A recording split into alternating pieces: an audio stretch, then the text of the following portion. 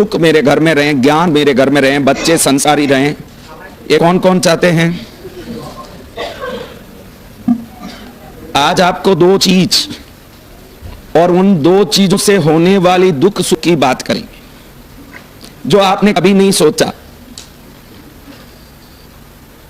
वो क्या क्या चीजें हैं जो हमने कभी सोचा नहीं, जो हमारी एनर्जी को घर में, मैंने पहले ही कहा मांगलिक में जिसका घर में नेगेटिव एनर्जी है उसके घर में सिक्के नहीं आएगा। तो वो सोचते हैं कि हमारे घर को थोड़ी किसी ने मंत्र से बांधा। जरूरी नहीं कि हर दुश्मन आपके घर को मंत्र से बांधे, आप ही अपने घर के दुश्मन हो सकते हैं जो घर को संभालने का तरीका नहीं जानने के कारण उस घर को आपने सुंदर रूप से, व्यवस्थित रूप से, देखो सजा लेना घर को, वो बात मैं नहीं कर रहा हूं। घर को घर की तरह रखना कैसे, ये जो नहीं जानते हैं उस घर की शक्ति को अव्यवस्थित करते हैं। वहां भी दैविक शक्तियां उत्पन्न नहीं होती। कहां उत्पन्न नहीं होती? और अब कल हमने घड़ी के बारे में देखा। कौन कौन थे घड़ी के बारे में सुना? सबने सुन लिया। कल 1.5 घंटे तक इस पर चर्चा चली तो सब लोगों ने मुंह में उंगली डाल लिया कि ऐसी बात है क्या गुरुदेव? आज की बात सुनोगे तो आप तो पूरी 5 उंगली मुंह में डाल लोगे, बाहर ही नहीं आएगा। देखना अभी थोड़ी देर में क्या होता है, आप विचार में पड़ जाओगे। अब मैं इस समूह को पूछना चाहता हूं, आपके घर को देखो, नल का काम पानी बहाना है। अब ये जरूरी नहीं कि उस नल में कोई कंडीशन हो नल का अपना। नल कहता हो कि भाई ऑरो वाटर हो तो ही मैं छोड़ूंगा, मिनरल वाटर हो तो ही मैं नीचे छोड़ूंगा, टैंक में कचरा पानी हो और नल खोला तो कौन सा पानी? शुद्ध पानी हो टैंक में और नल खोला तो अपने घर में एक चीज है, एक ही चीज। कितनी चीज? जो आपकी एनर्जी को हजारों गुना हर दम रिफ्लेक्ट करता रहता है। क्या करता रहता है? शायद कोई एक घर ऐसा होगा जिस घर में वॉल क्लॉक नहीं हो सकता है। एक घर कोई ऐसा भी हो सकता है जहां वॉल क्लॉक नहीं हो, लेकिन ये चीज नहीं हो ऐसा कोई घर ही नहीं है। ये क्लॉक से भी ज्यादा इंपॉर्टेंट है। कल हमने किस बारे में देखा? लेकिन आज जो देखेंगे क्लॉक का भी बाप है, ब्लॉक है। ये क्या है? ये नहीं हो ऐसा घर नहीं हो सकता। और ये एनर्जी को भयंकर रिफ्लेक्ट करता है। अगर कोई घर को आपने कैसे रखना ये नहीं समझा और आपने घर को किसी नकारात्मक ऊर्जा से भर दिया तो ये वस्तु उस नकारात्मकता को हर सेकंड 16,000 गुना बढ़ाता है। कितना? और कभी आपको पता नहीं है कि इसमें इतनी ताकत है। और अगर घर सर्वोत्तम है तो वो सर्वोत्तमता को भी 16,000 गुना बढ़ाता है। एक नल है, ये नल में पानी आता है तो नल को क्या लेना देना? अगर ऊपर में हमारी भोपाल वाली अनिसा बहन है तो वो नल ऊपर टैंक में कभी भी नींबू का शिकंजी भर के रखती है पूरा। तो जब भी नल खोलें क्या निकलता है? हमारी बहन अजय जी कटारिया की पत्नी है तो रोज मिल्क भर के रखती है टैंक में, तो क्या निकलता है? अभय जी कटारिया तो पूरा चंदन का रस भर के रखते टैंक में, क्या निकलता है? बागरेचा जी इच्छा में। तो कहने का तात्पर्य ये मेरे भाई बहनों, आप 3 वस्तुओं के बारे में आज ऐसे बताऊंगा। शास्त्रों में ये तीनों को महालक्ष्मी मानी गई है। साधारण घरों में आप देखोगे कुल देवता, इष्ट देवताओं की पूजा का विधान है घरों में, लेकिन महालक्ष्मी की कोई बिरला आदमी मूर्ति की, श्रीयंत्र की पूजा करता है। लेकिन मैं जो वस्तु बता रहा हूं ये महालक्ष्मी का प्ररूप क्यों है ये भी बताऊंगा ना। ये घर में सही होना क्यों जरूरी है ये भी बताऊंगा। इसके बाद हम वो आईने का काम, वो पानी का काम सब कर पाएंगे। वो कब कर पाएंगे भगवान जाने, इस बार के अगली बार। लेकिन अब ये जाने बगैर वो कर नहीं सकते। समझ गए? तो अब ऐसा कौन सा वस्तु है जो आपकी सकारात्मक नकारात्मक ऊर्जा को 16,000 गुना प्रतिबिंबित करके विभिन्न परिणामों को लाता है? ऐसा कौन सा वस्तु है?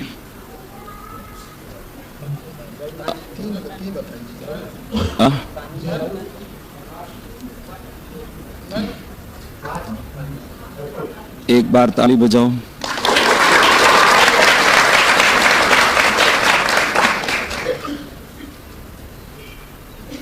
पुराने जमाने में, अभी तो जमाना बदल गया, आप लोग उन चीजों को जानते भी नहीं हो इसलिए मुझे ये कहना पड़ रहा है।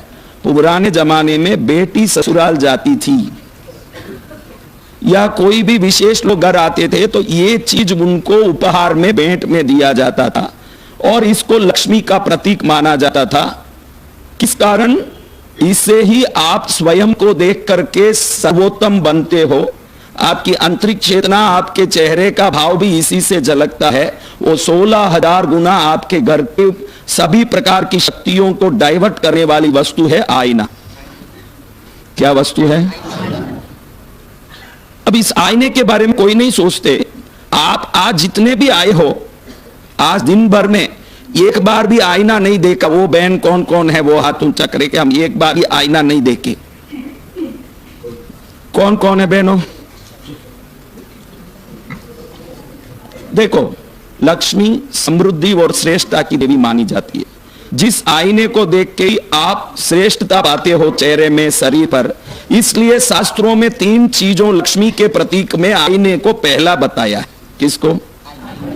कब आईना घर में संकट लाता है? घर घर में आज संकट क्यों है?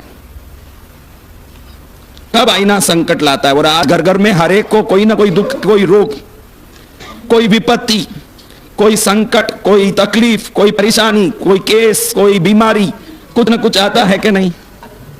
हाँ, क्या कारण बनता है? इसके बारे में थोड़ा समझ लेंगे। सबसे पहले आपने एक महालक्ष्मी की मूर्ति घर में रख के पूजा करना शुरू किया और अब उसको फटी हुई पुरानी चुंदड़ी ओढ़ा के बासी चावल नैवेद्य में चढ़ाओगे तो क्या होगा?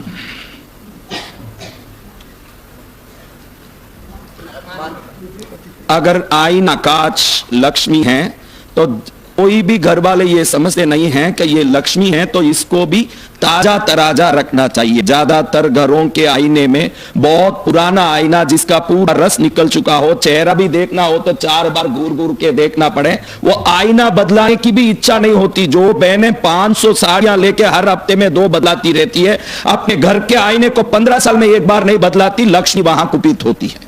जो आईने का पीछे का मेर्कुरी निकल चुका है, रस, और उसमें दाग धब्बा पड़ चुका है या वो फीका है, वो आईना ढंग का नहीं है, तो वो आईने को घर में रखने वालों को रोग या धंधे में नुकसान, दोनों में एक निश्चित होगा। क्या होगा? और हर घर में है। आपको क्या है, कुछ नहीं पड़ा, बाहर निकलो तो एकदम श्रृंगार करके निकलना है, लेकिन घर की व्यवस्था का ज्ञान तो 0/, हाँ? वो आईना सदा आपका बेकार है। अब सबसे बड़ा तकलीफ कब आता है?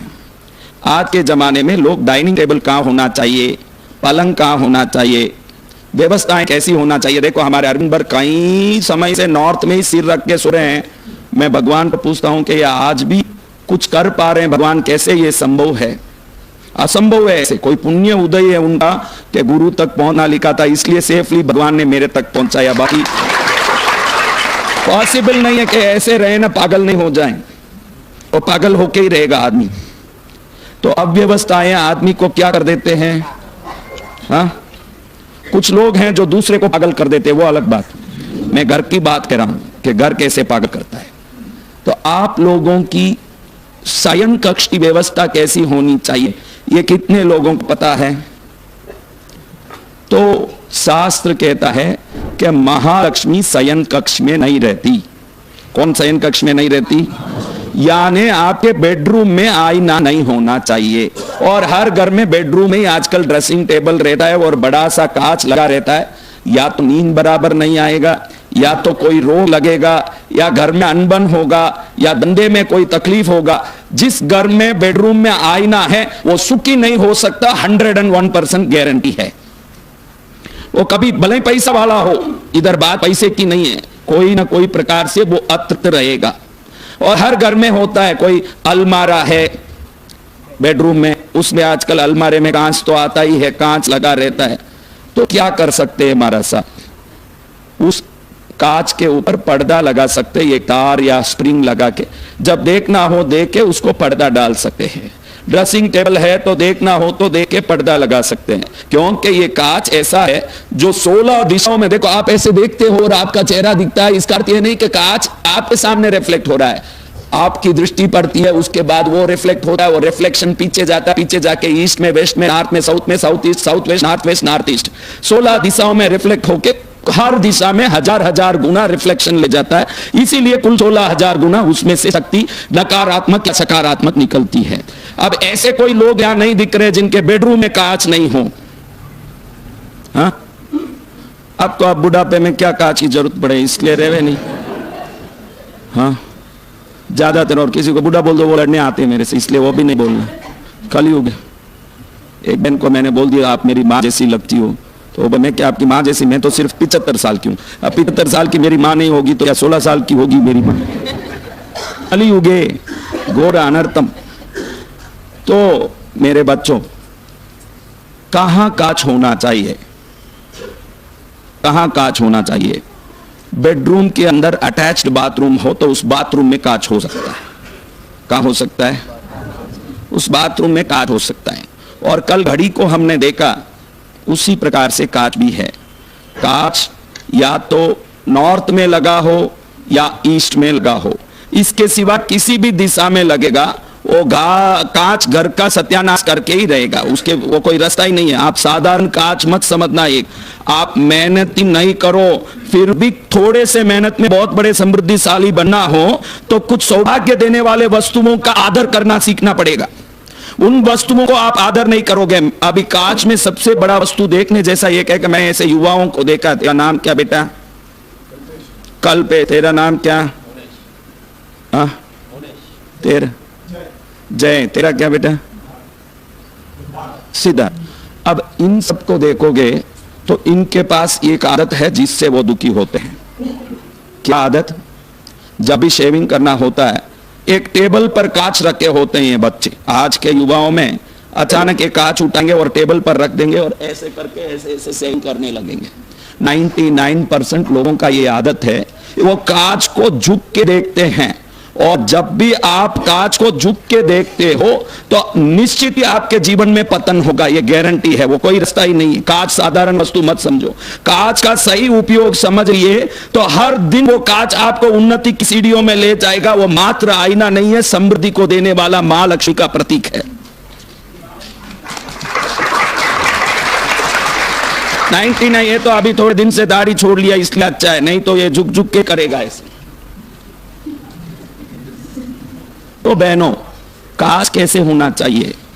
जब भी आप टिक्की लगाती हो, चेहरा देखती हो, थोड़ा सा अपने कद को यूं उठा के देखें अगर, तो सर्वोत्तम है। जो कद उठा के देख सके ऐसी जगह कांच हो, और हम थोड़ा सा ऐसे उठ के देख के कांच में अपना दर्शन करते हैं तो उनकी उन्नति को कोई नहीं रोक सकता। कांच उनको ऊपर ले जाता है। और जो झुक झुक के एकदम नीचे लगा दें पहले और फिर झुक झुक के देखें तो कांच पतन की ओर ले जाता है। क्योंकि जो ज्योमेट्रिकल एनर्जी, जो गैलेक्सियल एनर्जी है, उस एनर्जी को अनंत गुना करने का काम मेरकुरी ही कर सकता है। और कांच इस काम को करने वाला एक ही वस्तु है घर में, और कुछ नहीं है। एनर्जाइजर कहने वाले वस्तुओं में आपके हर घर में नॉर्मली उपस्थित एनर्जाइजर कांच मात्र ही है। मैंने परसों ही बताया कि अमिताभ बच्चन, रजनीकांत सब क्यों अट्रैक्टिव हैं, क्योंकि वो कांच में देख के स्वयं को बलवान बनाते हैं। कांच में जब आप बैठ के कुछ भी अफर्मेशंस बोलोगे तो वो 16,000 गुना बन के आपके साउल स्ट्रेंथ को बढ़ा देगा। ये टेक्निक है। वो सब हीरो, बड़े नेता इसका उपयोग करते हैं। बड़े बड़े नेता, मैं नेता का नाम नहीं बोलूंगा, लेकिन एक आज इंडिया के सबसे बड़े नेता हैं जो अमेरिका में 3 दिन रह के ये कांच का पूरा टेक्निक सीख के आए हुए हैं। आज उनकी रैली, भाषण सुनने दुनिया में लाखों लोग इकट्ठे होते हैं। हमारे भारतीय नेता हैं जो इसी मिरर टेक्निक को डेवलप किए हुए हैं, जिससे लोग आकर्षित होते हैं। तो आपको मैं बताना चाहता हूं कि अगर बड़ा कांच बेडरूम में है तो कल ही शुभ दिन है, इसको पर्दा लगा दीजिए। उसको पर्दा लगाओगे, आप पूछोगे इसको पर्दा लगाने से क्या होगा? सुख का पर्दा खुल जाएगा जो बंद है। जो पर्दा सुख का लगा हुआ है वो खोलना है तो पहले इस कांच को, इस कांच को पर्दा लगाना पड़ेगा। और जो लोग झुक झुक के देख के शेविंग करते हैं, ऐसे झुकते कहीं भी, क्योंकि उनके पास एक परमानेंट, जिनके पास कांच नहीं होता वो एक पोर्टेबल कांच रखते हैं शेविंग करने के लिए, हरदम उठा के कहीं भी रख लेते हैं और ऐसे देख देख के शेविंग करते हैं। ज्यादातर ये आदत बनी रहती है युवाओं में, सब में। और अब भी तू झुकता है तो तेरा ये कांच 16,000 गुना तेरे मेहनत को झुका के तेरे को पतन की ओर ले जाएगा। बहुत छोटी वस्तु है लेकिन लाइफ चेंजिंग में बहुत बड़ा काम रखता है, क्योंकि महालक्ष्मी के प्रतीकों में प्रथम स्थान कांच है। क्यों महालक्ष्मी की वस्तु है? क्यों महालक्ष्मी का वस्तु है? क्योंकि जब क्षीर समुद्र का मंथन हुआ, जब प्रकट हुए वस्तुओं में उच्च श्रवा, ऐरावतादी, लक्ष्मी, चंद्र, धनवंतरी के साथ मैकुरी भी है जिसको रस कहते हैं हम, और इस रस से बना हुआ कोई भी वस्तु लक्ष्मी का अंश बन जाता है। उस जमाने में बेटियों को कांच जरूर देते थे। आपकी किसी की बच्ची की शादी बाकी हो तो कुछ भी दें, लेकिन जरूर एक आईना दे के भेजें ताकि वो ऊर्जा को ले जाएगी तो ससुराल में सुखी रहेगी। पहले ये करते थे। और पुराने जमानों में घर मंदिर में पूजा में कितने लोग घर में धूप दीप करते हैं? पुराने जमाने में आपको सुन के आश्चर्य होगा, गुरुदेव ऐसा भी है क्या? हमने सुना नहीं, क्योंकि आपने तो computer, mobile, Facebook, WhatsApp, Twitter, TikTok ये सुना है। हम आपको टिकटॉक सुनाने नहीं, टिपटॉप करने के लिए बात करते हैं। अब आपको ये जानना है, क्या जानना है? कि पुराने जमाने में घर में मंदिर में छोटा सा कांच भी पूजा में रखते थे। आप कितने लोग कांच को पूजा में रखे हुए हो? एक छोटा सा कांच पूजा में रखने से आपके पूर्वज या कोई इष्ट देवता जिनकी 10 पीढ़ी पहले आपके पूर्वज पूजा करते हो, धीरे धीरे वो विलुप्त हो गया, आप भूले, आपको पता नहीं हो, वो घर में आके झांके कि भाई मैं हूं कि नहीं। अगर उनकी मूर्ति फोटो कुछ नहीं हो, अगर कांच हो तो उसमें खुद को देख के हाँ मैं हूं, मैं यहां हूं, खुश होकर के आशीर्वाद देते हैं कांच। जब भी वो कांच में देखेंगे उनको खुद दिखेंगे, वो कहेंगे कि मुझे भी रखा है इन्हें। जिनके पूर्वजों को प्रसन्न करना हो वो अपने घर मंदिर में कांच रखते थे। और जिनको कुलदेवी का पता नहीं है, कई लोग ऐसे हैं जो कुलदेवी को जानते नहीं कि हमारी कौन है कुलदेवी। कितने लोग जानते हैं? कितने लोग नहीं जानते? कोई एक आधे ऐसे हों तो उस घर में अपनी पूजा में छोटा सा कांच रखने मात्र से 1 महीना 48 दिन में चमत्कारी रूप से कुलदेवी का नाम पता चल जाता है। वो कांच वो देवी को लाके खड़ा कर देता है। जिसको कुलदेवी का पता ही नहीं हो वो कांच ही पूजा करें तो कुलदेवी प्रकट हो जाती है, क्योंकि कांच अपने जो निजी देवता हैं घर में उनको खींच के लाने की ताकत भी रखता है। क्या करता है? हाँ, अभी कांच के बारे में बताएं तो 4-5 घंटा बता सकते हैं, क्योंकि ये कांच दुनिया का कोई भी काम करने का ताकत रखता है। अब आपके घर में कहां कहां कांच है? हॉल में है, पैसेज में है, बेडरूम में है, बाथरूम में है। तो ध्यान रखने जैसा है कि कांच कभी भी ईस्ट के वॉल में या नॉर्थ के वॉल में ही लगेगा। कहां लगेगा? बाथरूम में लगे तो अच्छा है कांच। कहां लगे? बेडरूम में होना नहीं चाहिए। कहां नहीं होना चाहिए? अलमारों में आजकल कांच लगा के देते हैं कंपनी वाले। कोई भी अलमारा खरीदो, एक साइड एक बड़ा कांच, एक साइड दरवाजा होता है, तो उसको पर्दा लगा के रखना चाहिए। जब देखना हो तो देख सकते हैं, वो खाली नहीं रहना। वो 24 घंटा, आप क्या 24 घंटा देखते रहते हो? तो बाकी टाइम वो पूरे ऊर्जा को ऐसे घुमा घुमा के पूरे घर की शक्ति को खींचता है। इसलिए घर में लड़ाई झगड़ा, दुख, रोग, संकटों, व्यापार में तकलीफ, ये सब प्रकट होगा अगर कांच व्यवस्थित नहीं हो तो। अब इस कांच को आप लक्ष्मी मानिए। क्या मानना है? तो लक्ष्मी को पुराना कपड़ा पहनाएं तो कितना मजा आए? हाँ, नहीं आए। तो कांच भी पुराना नहीं होना चाहिए। क्या पुराना नहीं होना चाहिए? कई घरों में इन चीजों का केयर नहीं है। औरत अपने कपड़े में सल है कि नहीं ये जरूर देखेगी कि भाई कपड़े में थोड़ा भी रिंकल तो नहीं आ गया। गुरुदेव का प्रवचन सुनने जा रही हूं, कई महिलाएं आएगी, कोई देखेगी, हंसेगी।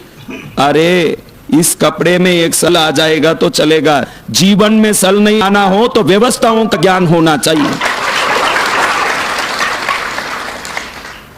समझ रहे हो मेरी बच्चियों?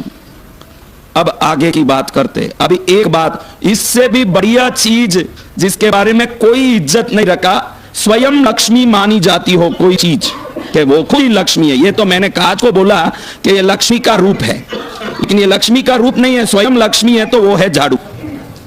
क्या है वो? स्वयं लक्ष्मी है। अब आप बताओ कि आपको झाड़ू के बारे में क्या नॉलेज है? ये सुनते हैं, कितना नॉलेज है झाड़ू का? हाँ? क्या छुपा के क्यों रखें? आड़ यानी क्या?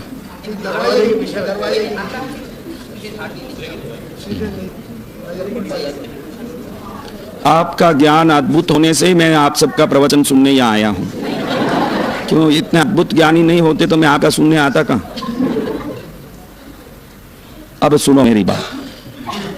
जो जो वस्तु श्रेष्ठता लाती है वो सब लक्ष्मी के अंश हैं। आज एक घर की शुद्धि, वो कितने बड़े करोड़पति का घर हो कि झोपड़ा हो, वो घर शुद्ध होके चमकता है झाड़ू से। किससे चमकता है? चमकता है। तो ये झाड़ू मात्र एक ही जगह हो सकता है घर में, दरवाजे के पीछे, न आड़ में, न उसके अंदर, न इसके आगे, न ऐसा नहीं है। झाड़ू को रखने के लिए आगमों में, पुराणों में, शास्त्रों में, इतिहास में एक ही जगह बताई है, वहीं झाड़ू रख सकते हैं और कहीं नहीं रख सकते। वो है नॉर्थ वेस्ट कॉर्नर। उसके सिवाय घर में कहीं झाड़ू नहीं आ सकता। अगर और कहीं भी वो गया तो वो धन को खींच के नुकसान करेगा। वायव्य कोण, वायव्य कोण उत्तर पश्चिम कॉर्नर, उत्तर और पश्चिम का कोना, उत्तर पश्चिम।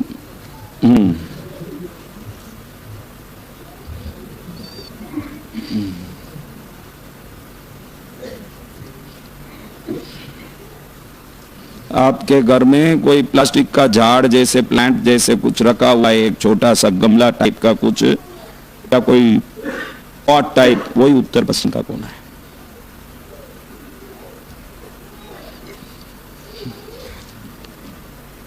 अब देखो, आप किस से चलते हो? आप लोग किस से चलते हो? जोर से बोलो। और किस से खड़ते हो? तो झाड़ू को जिस जगह से आप साफ करते हो वो उसका पैर है, क्योंकि वो चलता उसी दिशा से है।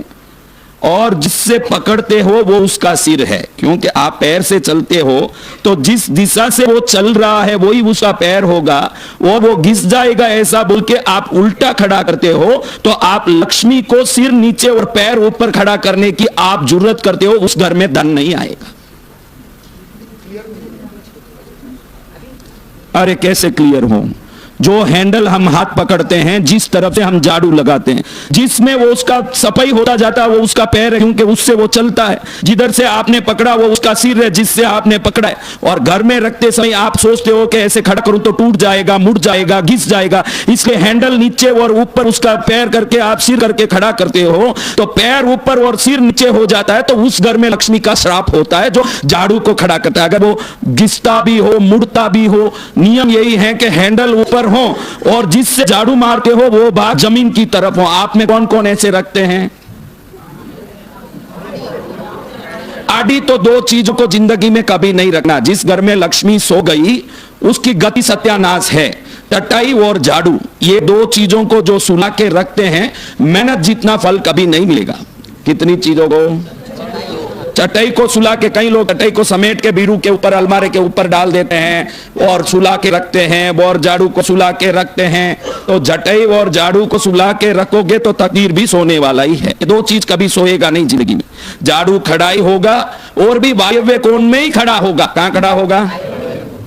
और किसी कोण में खड़ेगा ही नहीं। आप सोचो कि कहीं भी खड़ा दूं, दरवाजे के पीछे खड़ा दूं, किसी को दिखना नहीं चाहिए। अरे ये आपकी लक्ष्मी है, दिखेगी तो भी आपकी है, नहीं दिखेगी तो भी आपकी है। इसको छुपाने की क्या, झाड़ू को छुपाने से क्या तात्पर्य, मुझे समझ नहीं आया। क्योंकि मैं जो भी बता रहा हूं इसका कारण भी बता रहा हूं कि ये क्यों ऐसे करते हैं। लक्ष्मी सो गई तो क्या होगा? तो जो झाड़ू को सुला के रखते हैं वो लक्ष्मी को सुलाते हैं। दूसरा, कई लोगों का आदत ऐसे है, ये बहनों का, कि झाड़ू में जब नीचे बाल वगैरह आ जाता है, कचरा आ जाता है, तो उसको हटाने के लिए दीवार पर जोर जोर से उसको पटकेगी, एक बार पटक के वो साफ करेगी। आपका बाल है, आपके घर का कचरा है, वो लक्ष्मी बन के उसको साफ कर रही है, आदर पूर्वक हाथ से उसको निकाल के हटाना चाहिए। उसको दीवार पर जोर जोर से पटकने वालों के घर में उस दिन लड़ाई जरूर होगा, ये गारंटी है। झाड़ू की बेइज्जती करें, उनकी बेइज्जती करके रहता है झाड़ू। एक छोटा झाड़ू है काम, और झाड़ू को गंदा नहीं रखना। क्या नहीं करना? जब भी झाड़ू आपको गंदा दिखे, आप फ्री रहो, सिंक में एक बार पकड़ोगे तो झाड़ू साफ हो जाएगा। और यथासंभव झाड़ू घिसता दिखे, उसका विसर्जन करके नया लाना। कल ही मैंने बताया, वो झाड़ू 4 इंच का हो जाए, जब तक झुक झुक के उसको रगड़ती रहेगी तो तेरे को भी स्पॉन्डिलाइटिस होगा। 3 रुपए के झाड़ू के लिए 30,000 का ऑपरेशन में खर्चा करना पड़ेगा। अब मैंने लीला दिखाती है, मैं घर कितना, पति को देखो मैं घर कितना संभालती हूँ, ये झाड़ू इतना हो गया फिर भी मैं संभाल रही हूँ, लेकिन मेरे को एक साड़ी लेना है, 10,000 दीजिए। अरे झाड़ू ले ले, 100 रुपए का, घर संभालने वाली। हाँ, झाड़ू ही ले ले। झाड़ू को कभी दीवार से पटक, सब बहनें ये करती है, उसको साफ करने झाड़ू पर हाथ नहीं लगाएगी, उसको घृणा आता है। ये गंदगी में कैसे हाथ डालूं? ये गंदगी क्या अमेरिका से आया है? तेरा ही बाल है। ये कचरा किसे आया है, कहां से आया है? तो अपने झाड़ू को आदर नहीं करें, वो झाड़ू उसके सुप को भी बाहर के बाहर फेंक देता है। क्या करता है?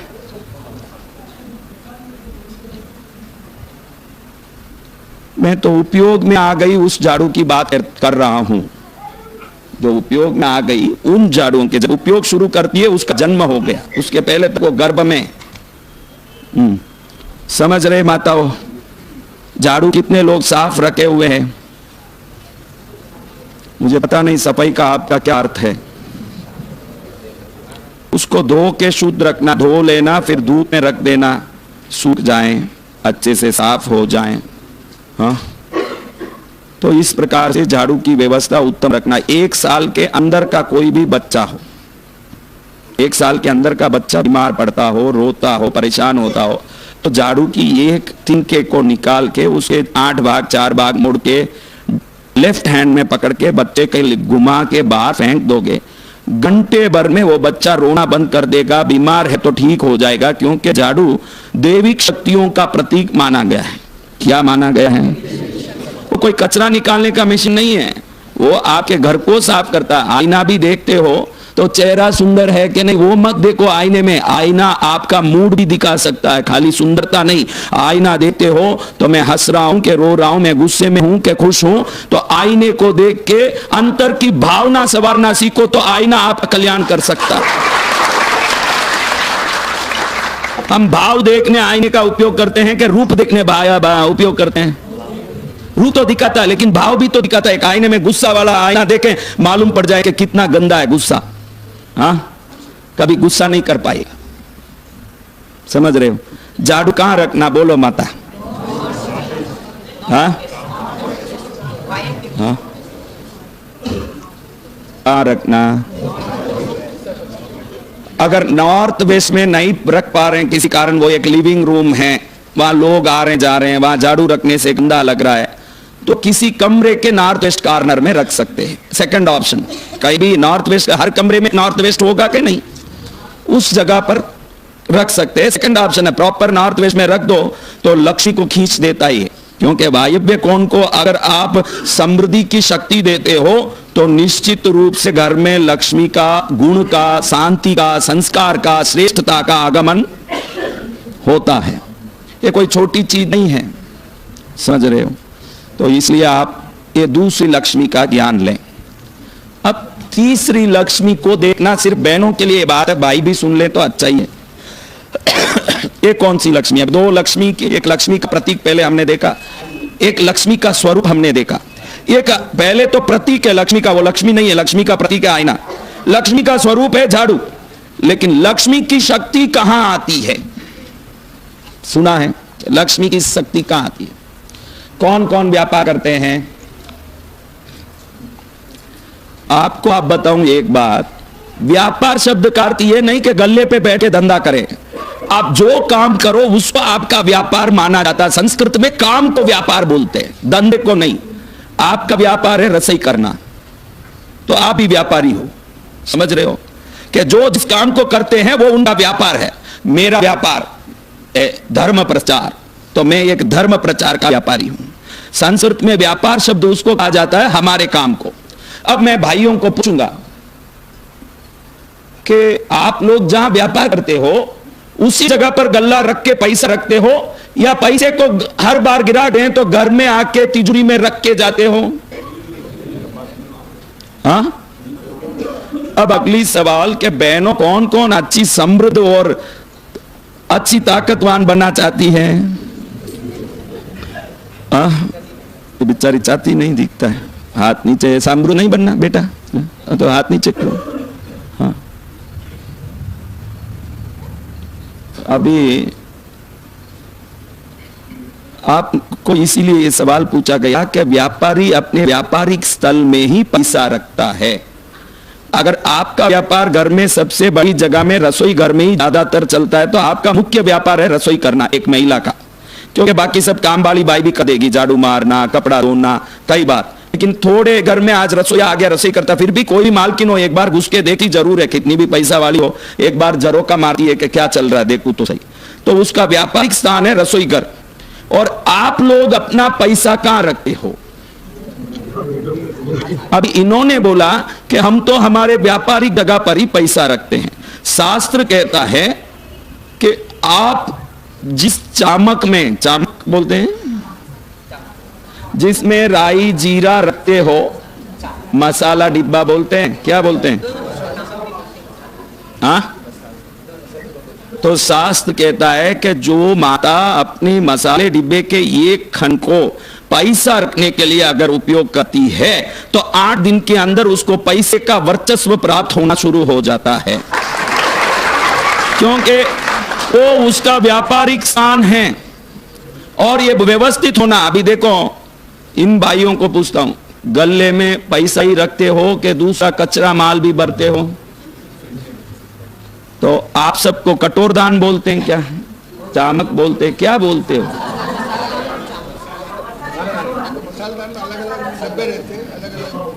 हाँ। देखो, एक ऑरा फोटोग्राफी को अगर कोई जानते हो, हर वस्तु की एक एनर्जी है। जीवित वस्तु, जड़ वस्तु, जीवित वस्तुओं की एनर्जी विज्ञान में है, violet, indigo, blue, green, yellow, orange, red. जड़ वस्तुओं की ट्राई कलर्स में है, 3 कलर में ऑरा होगी जड़ वस्तुओं की, लेकिन वस्तु में एनर्जी है। तो आजकल रसोई में काम करने को किसी को आनंद नहीं आता। पति, अगर आप में जितने भी लोग हो, जहां तक मैं समझता हूं, पति अगर बोले कि आज अपन घूमने जाएंगे, बाहर खाएंगे, तो एक भी ऐसी औरत नहीं होगी कि जो बोलेगी कि क्यों बाहर जाना, मैं हूं ना, मैं ताजी घर में बनाऊंगी, शुद्ध बनाऊंगी, अपन वो खाएंगे जिससे मजा आएगा। कौन बोलने वाली बहन है? ये हाथ भले ही उठाएं, लेकिन ऐसे बोलती बोलती जाए, अगर बोल भी दें तो बोलती बोलती जाएगी जरूर बाहर खाने, बोल भी देगी, लेकिन बाहर नहीं गई होगी ऐसी कोई बहन नहीं है। बोली जरूर होगी कि भाई घर का अच्छा रहेगा, घर में खाएं। नहीं नहीं, फिर आप बोल रहे हो तो अपन चलें, क्या करें? आपका शरीर अभी ऐसा है, फिर जाने दे तो क्या होगा? हाँ, तो उसको मालूम है कि इसके मेरे पति के बाहर जाने से मुझे ही फिर उनको ग्लूकोज चढ़वा के बैठना पड़ेगा, तो होशियार होने से नहीं जा रही है। अभी देखो, एक होटल में कितना भी खाना स्वादिष्ट क्यों ना हो, होटल चलाने वाला व्यक्ति नफे के लिए होटल चलाता है कि आपको सर्विस देने के लिए होटल चला रहा है? तो वहां साइकोलॉजिकली क्या होता है, इस पर गौर करोगे तो कभी ये 56 दुकान सराफा में जाओगे नहीं। क्या होता है मैं बताता हूं। क्या होता है, जब आप जाते हो, कोई भी आप पराठा या डोसा या इडली ऑर्डर करते हो, 2 इडली, 2 डोसा, 2 पराठा, कुछ भी, इसमें कोई भी साइड डिश अनलिमिटेडली उनको देना पड़ता है, जैसे चटनी हो, सांबार हो, कोई साइड डिश। तो वो ये चाहता है कि ये जो ऑर्डर करता है वो ज्यादा पीस ऑर्डर करें, साइड डिश कम से कम खाएं ताकि मुझे नफा मिल सके। तो जिस होटल वाले के मन में ये संकल्प है कि आप कम से कम खाओ ताकि उसको नफा ज्यादा से ज्यादा हो, ये भावना रखे हुए के जगह पर जाके खाओगे तो वो खाना हजम कैसे होगा, ज्यादा से ज्यादा अंदर उतरेगा कैसे, वो कितना भी स्वादिष्ट हो। थोड़ा खाने के बाद होटल जाके जो भी घर आते हैं, मैंने देखा तुरंत बाथरूम जरूर जाते हैं। आप सब जाते हैं, जैसे ही होटल जाके आए घंटे 2 घंटे में तो वॉशरूम जाके थोड़ा शांत लेना पड़ता है। इसका कारण है कि उस खाने में तेल कच्चा, आप बोलते हो तेल कच्चा है, मसाला ज्यादा डाल दिया, पेट गड़बड़ा रहा है, भावना कच्ची है। ये सबसे बड़ी बात है उस खाने में, उस खाने की डेंजरस भावना है। और एक मां होटल वाले जैसी स्वादिष्ट नहीं बना सकती है, मैं मानता हूं, क्योंकि वो कमर्शियल प्रोफेशनल नहीं है कि इस प्रकार के मसाले ने कुछ ज्यादा से ज्यादा चीजें डालें। लेकिन वो मां ये चाहती है कि मेरा बेटा, मेरा पति, मेरे परिवार वाले ज्यादा से ज्यादा खाएं, खुश रहें, भले ही वो स्वादिष्ट नहीं हो। वो खाने को जितना खाओगे आपका शरीर तंदुरुस्त पुष्ट होता जाएगा, क्योंकि मां का प्रेम उस खाने में भरा हुआ है। और होटल वाले के मन के तरंगे उस खाने में, किसी भी होटल में खाओ, देखो आप स्वादिष्ट है खाते हो, लेकिन लास्ट में आपको अरुचि होना ही चाहिए उसमें, कहीं जाके एक बार अरुचि होती है, क्योंकि वो कमाने के लिए खा रहा है, वो आपको चूस के ही रहेगा। तो आपके रसोई घर में कौन सी ऐसी चीज है बहनों जो गड़बड़ का कारण करता है, जिससे आजकल ज्यादातर बहनों को रसोई करने की रुचि नहीं है।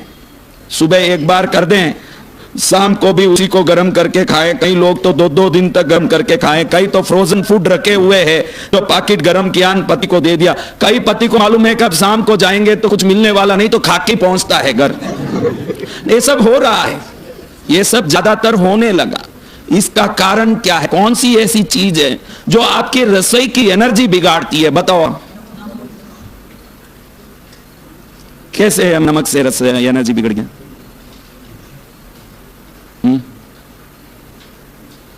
फटाफट लिख लिया तो मैं कुछ लिखता, लेकिन उठूं बैठूं तो काम नहीं आए। वो माइक का फिर सिस्टम नहीं आ रहे। उधर कई लोग मेरे को मैसेज कर देते, साउंड नहीं आ रहा, साउंड नहीं आ रहा, चिल्ला रहे। इसको कई लोग यही होंगे, इसका नंबर पकड़ के। अच्छा देखो, सबसे शक्तिशाली वस्तु उसको मानी जाती है जिसमें से सुगंध निकलता है, क्योंकि जो सुगंधी वस्तु है सबसे एनर्जाइज्ड है। जब एनर्जी बढ़ती है, आपने देखा होगा योगी पुरुषों, सिद्ध पुरुषों नहाते नहीं है, लेकिन उनके कपड़े को सूंघोगे तो उसमें गुलाब का खुशबू आएगा, मेल का बास नहीं आएगा। जब शक्ति सर्वोत्तम बन जाती है तो वो सुगंध में परिवर्तित हो जाती है। किसी भी साधक का आप कपड़ा सूंघोगे तो उसमें खुशबू आएगा, क्योंकि वो लोग साधना से अपनी शक्ति को एनहांस करते हैं। Enhancing creates the energy and the energy creates fragrance, light. जो ये वस्तुओं में लाइट नहीं आ सकती क्योंकि ये जीवित नहीं है। जीवित पुरुषों के शरीर में तो उजाला भी आता है, लेकिन ये वस्तु सुगंध डालती है। तो ये ऊर्जावान वस्तु को दूसरे वस्तुओं के साथ जोड़ने से टकरा के घर में अशांति होती है। आपके घर की अशांति का कारण सबसे बड़ा है आपका मसाले का डब्बा। क्या डब्बा? एक तो मैंने बोला कि मसाले डब्बे में रुपया रखना चाहिए, बोला कि नहीं? आप मत हो तो बहनों सुनेगी, आप खाली अनुमोदन करो। क्योंकि भाई इतने इंटरेस्ट से सुन रहे हैं कि मुझे पता है कि ज्यादातर वही रसोई करते हैं, तो उनको ये सब पूरी चीजों का ध्यान रखना पड़ता है कि भाई आके तो गुरु महाराज क्यों इन औरतों को देख के बात करते हैं? रसोई तो हम कर रहे हैं घर में, सुनना तो हमको चाहिए। सचिन भी देखो अभी भूखा ही लग रहा है, घर जाएगा, रसोई बनाएगा, खुद भी खाएगा, इसको भी खिलाएगा। हाँ, तो अभी ये मसाला दानी कैसा होना चाहिए? तो ये एनर्जी देखो, आप राई का एक फोटोग्राफी लो, राई की फ्रीक्वेंसी 13 डिग्री है। अगर राई का कोई भी ऑरा फोटोग्राफी लिया हो तो राई की फ्रीक्वेंसी 13 डिग्री है। और मिर्च पाउडर, धनिया पाउडर -7 डिग्री है, क्योंकि वो मसाले का सर्वोत्तम वस्तु होने के कारण रिवर्स में उसकी आ जाती है। और हर बहन राई डब्बे में हल्दी पाउडर, मिर्च पाउडर ऐसा साथ रखती है, तो दोनों मिलकर के रसोई घर की वस्तु की शक्ति को बिगाड़ के घर में कोई ना कोई विघ्न उत्पन्न करते हैं। राई है, हल्दी है, छोटी चीज, आपको लगे पाउडर है, इसमें क्या है, लेकिन एक कुमकुम का पाउडर सौभाग्य दे सकता है, तो रसोई का हल्दी पाउडर समृद्धि भी दे सकता है। इसका ध्यान रख के ही चलना चाहिए। अगर ये नहीं है तो गड़बड़ है। तो ये कटोरदान कैसे होगा बहनों, ये कैसे हो सकता है? देखो, 3 चामक, हम चामक बोलते हैं इस डब्बों को हमारी भाषा में, अभी क्या बोला मैं, 3 चामक रक्त के, मुझे मसाला डिब्बा बोलना पसंद नहीं आया, क्योंकि ये सब दैविक चीजें हैं, इनको मसाला बोलना हमारे जैसे संतों को शोभा नहीं देता, क्योंकि इसी से कई तंत्र क्रियाएं होते हैं, कई मंत्र, राई से तो कितनी तांत्रिक क्रियाएं होती है, वो कोई साधारण मसाला नहीं है। तो 3 डब्बे होनी चाहिए। कितनी डब्बी? हर घर में 3 डब्बी अलग हो जाए तो हफ्ते भर के अंदर घर में व्यापार की वृद्धि, घर में शांति, सुख समृद्धि बढ़ने लगती है। कितने डब्बे? अभी कितने डब्बे बहनों? हाँ?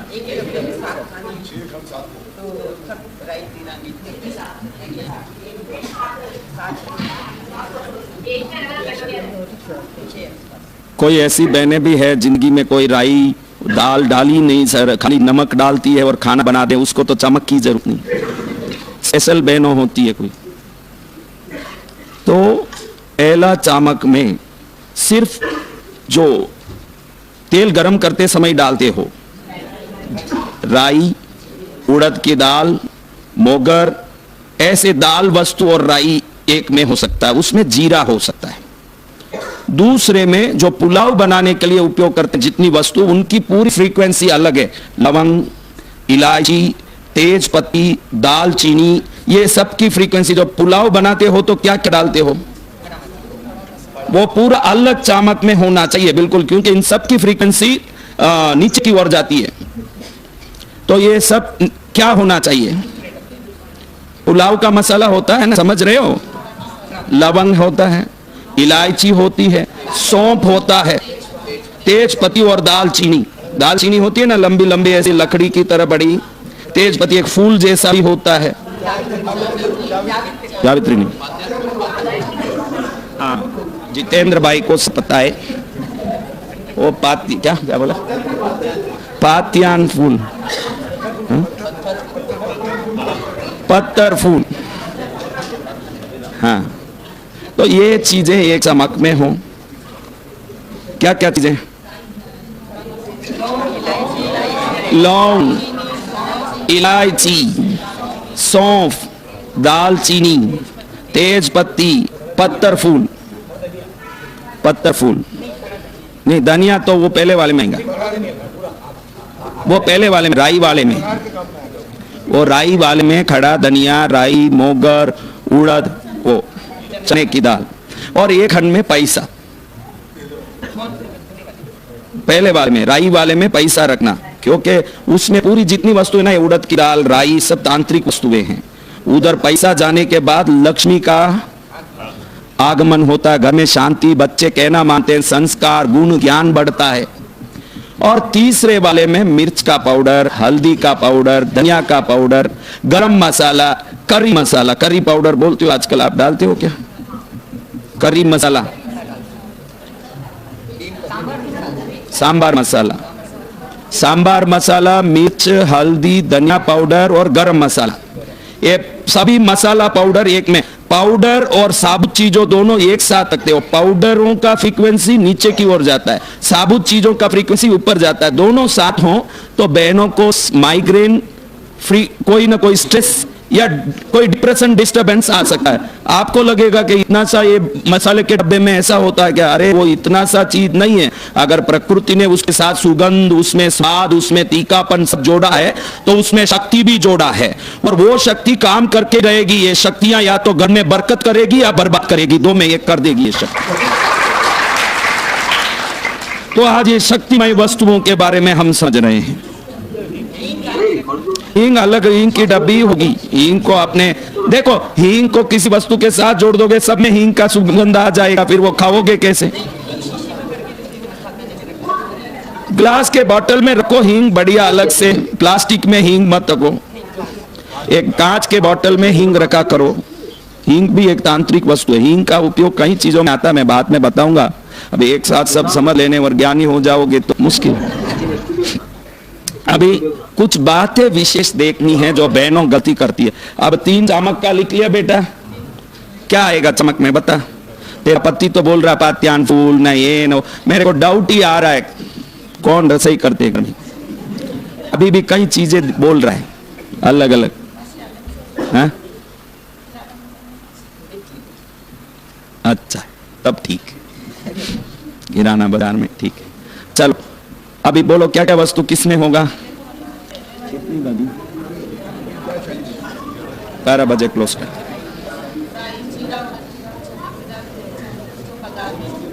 उसमें पैसा रखना, देखो ध्यान रखो, इसमें पैसा रखते समय हम शास्त्रों की विधि के लिए ऐसे कर रहे हैं, लेकिन सावधान रहें कि इसमें रखने वाला पैसा नया हो। सिर्फ एक 20 का नोट, एक 10 का नोट, 2 5 के सिक्के इतना रखें तो बस। वो एक हमारे प्रतीक के लिए रख रहे हैं, खाली एक प्रतीक के लिए। पुराने नोट सब रखोगे तो आज के हिसाब से पुराने नोटों में जर्म्स, बैक्टीरियल इफेक्ट हो सकता है, तो वो जाके खाने में कोई इंफेक्शन भी क्रिएट कर सकता है। इसका ध्यान रख के ही काम करना, क्योंकि शास्त्र के साथ हम 22वीं सेंचुरी में है, ये भी ध्यान करके ही काम करना चाहिए। शास्त्र तो है लेकिन पुराने नोटों सभी जर्मिडाइज्ड होंगी, तो वो नोट के कारण वो जर्म इंफेक्शन हो सकता है, खाने में ऐसे होता नहीं है। कहता हूं थोड़ा हाइजीनिकली सोचें, अपन कोरोना वायरस की दुनिया में हैं, इसलिए थोड़े सावधान रहें तो बहुत अच्छा है कि नया नोट उसमें रखें। वो प्रतीक है, क्योंकि आपका व्यापार वहां हो रहा है। व्यापार का अर्थ है काम। आप जिस जगह काम करते हो उधर ही आपकी लक्ष्मी होगी। जो बहने चामक में रुपया रख के देखेगी, 1 साल में बोलेगी कि उसने जो जो लेना सोचा वो सब चीजें वो ले चुकी है। ये जो भी उपाय बता रहा हूं कोई साधारण उपाय नहीं, ऐसे मत सोचना, ये कोई साधारण उपाय नहीं है। 50,000 रुपया फीस लेके दिखाने जैसी बात है।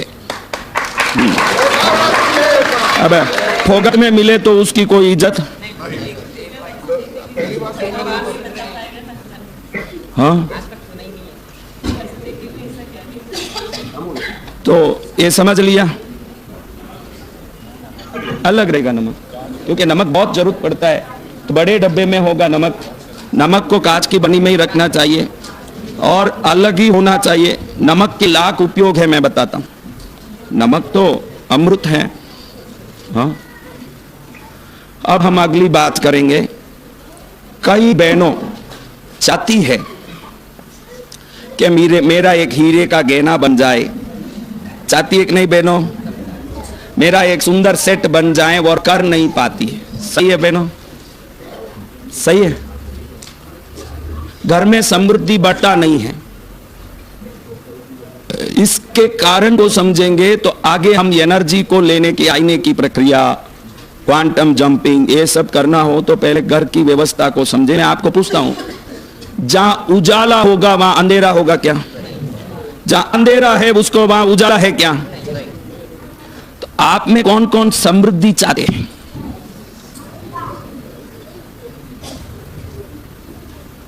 अच्छा बहनों, आप मैं पूछूं कि पुराने पेपर, फालतू के डिब्बे, प्लास्टिक के जार, ये सब समृद्धि है कि कचरा है? अभी आपने बोला कि जहां अंधेरा है वहां उजाला नहीं होगा, तो इतना सारा अठाड़ा तुम इकट्ठा करके बैठी हो और चाहती हो कि समृद्ध बने, और तुम भी बोलती हो कि अंधेरा जहां होगा वहां उजाला कभी नहीं हो सकता। जब तक कंजूसी करके फालतू चीजों को इकट्ठा करके रखोगी तब तक इच्छित चीजों को प्राप्त नहीं कर पाओ। पहले यह ध्यान रखना पड़ेगा कि समृद्धि की फ्रीक्वेंसी क्या है। हा? समृद्धि की फ्रीक्वेंसी, माता जी जान तो बाहर जाओ, हाँ जाना तो बाहर जाओ। फ्रीक्वेंसी समृद्धि की क्या है उस सोच को समझोगे। जहां उत्तम वस्तु है वो लक्ष्मी है, जहां शेष चीजें हैं लक्ष्मी है। लेकिन अपने घर में नया हॉर्लिक्स का बॉटल आ गया, पुराना खाली हॉर्लिक्स का बॉटल हम रखें, कोई गलती नहीं है, लेकिन ये बॉटल 25 बार तेल भी उसमें भर चुके, रिफाइंड ऑयल भी भर चुके, दुनिया भर का कर चुके। अब इसका ढक्कन इतना गंदा हो गया कि हाथ पकड़े तो अपना हाथ ही काला ऐसे हो रहा है, फिर भी पति बोल रहा अब इसको फेंक दे। नहीं, इसको मैं धो के साफ कर लूंगी। आपको कुछ पता नहीं है घर कैसे संभाला जाता है, पता नहीं है। अरे 10 रुपए की चीजों में घर संभालती रहेगी तो 10,000 करोड़ का मजा कब ले सकेगी, जब वो 10,000 करोड़ किसी को आ जाए। कोई आपको मैं पूछता हूं, कोई 10,000 करोड़ के मालकिन हो, ऐसे पेट जार में, पुराने कागजों में, टूटे हुए टेबल में, और पुराना व्हाइट एंड ब्लैक का मेरा बाप का दिया हुआ, इसको तो मैं दूंगी नहीं, भले ही इसको मैं शाल ओढ़ा के रखूंगी। कोई 10,000 करोड़ वाला आदमी ऐसे कर सकता है क्या, मैं ये पूछता हूं। तो पहले आपको 10,000 करोड़ की मानसिकता लानी पड़ेगी, फिर ही 10,000 करोड़ ला पाओगे। ध्यान रखो, पहले मन से 10,000 करोड़ वाले बनना पड़ेगा कि कैसे 10,000 करोड़ वाले एक्ट करते हैं। Start to act first, after that you will act really as a millionaire. आपको पहले वैसे सोचना पड़ेगा कि पैसे वाले कैसे रहते हैं। कोई भी पैसा वाला ये पुराना प्लास्टिक का डब्बा, जिसमें देखो तो वो प्लास्टिक है, प्लास्टिक में तो खाली डब्बे में पीछे का दिखना चाहिए ना, इस प्लास्टिक में आगे का भी नहीं दिखता। हाँ, ऐसा काला हो गया, इसको लेके पति आने के पहले साइड में रखेगी कि वो कहीं बोले नहीं, कुछ करे नहीं। और एक ऐसा टेबल घर में जिसका पाया 4 बार टूट चुका है, 3 बार तो कारपेंटर को बुलाया, कोई हाथ जोड़ के इसके ऊपर माता जी इसका रिपेयर ही नहीं होगा। अरे तू क्या आदमी है, इसको रिपेयर नहीं कर सकता, मेरी मां की निशानी है। हाँ? उसमें बैठे तो आदमी आके उसमें टीवी देखने बैठता है तो झूला खाता है कृष्ण की तरह। वो कह के ये क्या स्टूल है, आपको कुछ मालूम नहीं है, 700 रुपए का बात थोड़ी जाएगा। ऐसे थोड़ी होता है। टूटी चीजें, पुरानी चीजें, जो बेकार की चीजें, इसको समेट रहे हो घर में, तो दरिद्रता को अच्छे से समेट रहे हो, समझ लेना। जिस दिन इसको उठा के फेंकोगे, बहुत बड़े बनने की ताकत को अपने अंदर पाओगे कि अब मुझे नहीं चाहिए। समझ आ रही है? और किन किन को घर में संपत्ति इकट्ठी नहीं होती। देखो, आप किसी घर में गए, माता जी, हाँ, आप किसी घर में गए, ये कोई मेरी मां है नहीं, फिर भी कहता हूं कि किसी घर में गई है, उन्होंने इसका अपमान किया, वापस जाएगी? आप में कौन कौन अपमान सहन करके किसी के यहां जाओगे? सगा भाई भी हो, आदर हो तो ही जाओगे, कि अपमान करे तो भाई के घर में भी कोई बहन नहीं जाती। हाँ, तो जो लोग फंक्शनों में जाते हैं, शादियों में जाते हैं, खूब गहना पहन के जाते हैं, वापस आते समय थक जाते हैं, क्योंकि शादी में सबको दिखाना था। हाँ? थकते हैं कि नहीं? शादी में गुपचुप जाके आए तो कौन थके, लेकिन ये जाके वहां 10 उंगली में अंगूठी पहनी हुई है, इसलिए जय जिनेंद्र, जय जिनेंद्र, जय जिनेंद्र। भाई इतना जय,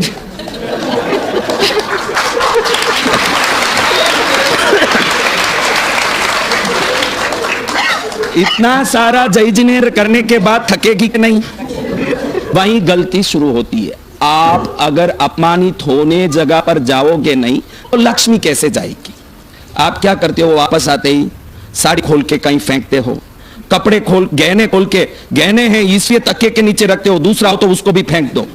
लेकिन जो लोग अपने गहनों को खोल के, भाई मैं सुबह रखूंगी लाकर, मैं अभी मेरे को नींद आ रहा है, ऐसे गहने के नीचे, गहने को लेके तकिए के नीचे रखते हो, कहीं उठा के रखते हो, उनके घर में उसके बाद कभी धन नहीं बढ़ता। आप गौर से देख सकते हैं, क्योंकि सोना मात्र सोना नहीं है, लक्ष्मी का निजी रूप है, और उसका आदर करोगे तो ही घर में सुख बढ़ सकता है। और कई बहनों को, भाइयों को भी, जब चेन नहीं खुल रहा है, कोई कुछ नहीं खुल रहा है, कुछ हो रहा है, तो मुंह से ऐसे उसका हुक निकालने की कोशिश करेगी, थूक लगा के। अब कोई आदमी, आप किसी घर में जाओ, आपका चंदन तिलक करके, कुंकू टिक्की करके, फूल माला पहना के, धूप करके स्वागत करे, आपको कैसा लगे? आपको मुंह काट के थूक लगा के परेशान करे। नहीं कह रहा हूं आप समझे, इसलिए कह रहा हूं, समझ सको आप बात को कि क्यों ये नहीं करना। वो नहीं समझाऊं तो आपको समझ नहीं आएगा ना कि क्यों नहीं करना। अब आपको कोई मुंह काटे और थूक लगाए तो आप बोलो कि ये तो क्या, या सुअर की तरह काट रहा है मेरे को। तो जो लोग सोने को थूक लगाते हैं, उसके बाद उनके घर में सोना या धन कभी नहीं बढ़ता, ये गारंटी है। और बड़े बड़े पैसे वाले देखोगे आप, तो वो उस प्रकार ही जीते हैं, जितना वो सोफिस्टिकेट हो जाते हैं, उसके बाद धन बढ़ने लगता है। आप क्या है, ऐसे सोचते हो कि धन आने के बाद मैं ऐसे जीऊंगा, मेरा ड्रीम ऐसा है। धन कहता है कि पहले जी के बता दे, मैं आ जाऊंगा। पहले उस लायक जीना सीखोगे तो वो आने वाला है। तुम बोलते हो कि आवे तो जीऊंगा, लेकिन वो भी आप एक आदमी को दुकान में रखते हो तो कुछ उसकी क्वालिटी देख के रखोगे कि ऐसे ही किसी को भी रख दोगे? एक प्यून का इंटरव्यू होता है कि ऐसे ही होगा? क्लर्क का इंटरव्यू होता है कि ऐसे ही होगा? स्टेनोग्राफर का इंटरव्यू होता कैसे ही होगा, मैनेजर का इंटरव्यू होता कैसे ही होगा। Qualification is needed even for office assistant. तो लक्ष्मी के आने के लिए आपको कुछ तो क्वालिफिकेशन होनी पड़ेगी, उसके बगैर कोई आने वाली। समझ रहे हो? कहीं भी टेबल पर गहना रख दिया, भाई सुबह रखेंगे, बाद में देखेंगे। तकिए के नीचे रखने वाले तो बहुत है, कुछ भी खोला रख दिया, सो गया, कल देखेंगे, आराम से रखेंगे। तो क्या ये तकिए के नीचे डालने वाली वस्तु है? ये पूजने जैसी वस्तु है। कैसी वस्तु है? और जो इसको पूज्य बना देंगे वो अनंत गुना बन के आएगी घर में। जो इसका अपमान करेंगे उनके घर में एक भी आता नहीं। अब और कौन कौन है जिनके घर में धन नहीं आता? नहीं, वो आपका नहीं पूछ रहा हूं, क्या करने से नहीं आता? कारण क्यों धन नहीं आता? जो उधारी लेकर के गहना पहनते हैं। कई ऐसे हैं कि शादियों में जाओ तो सिर से पैर तक लदे हुए हैं, पूरा सीबीआई लगा के चेक करो तो मालूम पड़े कि ये किसी का लेके पहन के आई है। वो सीबीआई इन्वेस्टिगेशन के बाद ही मालूम पड़ता है पड़ोसी का है। उधारी किसी को देने वाले अपनी लक्ष्मी दूसरे को सौंपते हैं। उधारी किसी से लेने वाले जिंदगी में लक्ष्मी को स्वयं कभी प्राप्त नहीं कर सकते। तो कभी जीवन में जो है अपना वो पहने और संकल्प करें। द्रौपदी ने ये सोच लिया कि जब तक दुर्योधन मरेगा नहीं मैं बाल का जूड़ा नहीं बनाऊंगी। ये प्रतिज्ञा से ही आज भी द्रौपदी पूजी जा रही है। आप भी प्रतिज्ञा करो कि मैं इस प्रकार से मेरे मेहनत से धन आएगा, जब ऐसा मौज लूंगी। पड़ोसी के धन से हम क्या मौज लें? हाँ? प्रतिज्ञावान बने, श्रेष्ठ बने, सर्वोत्तम बने तो कितना मजा आए।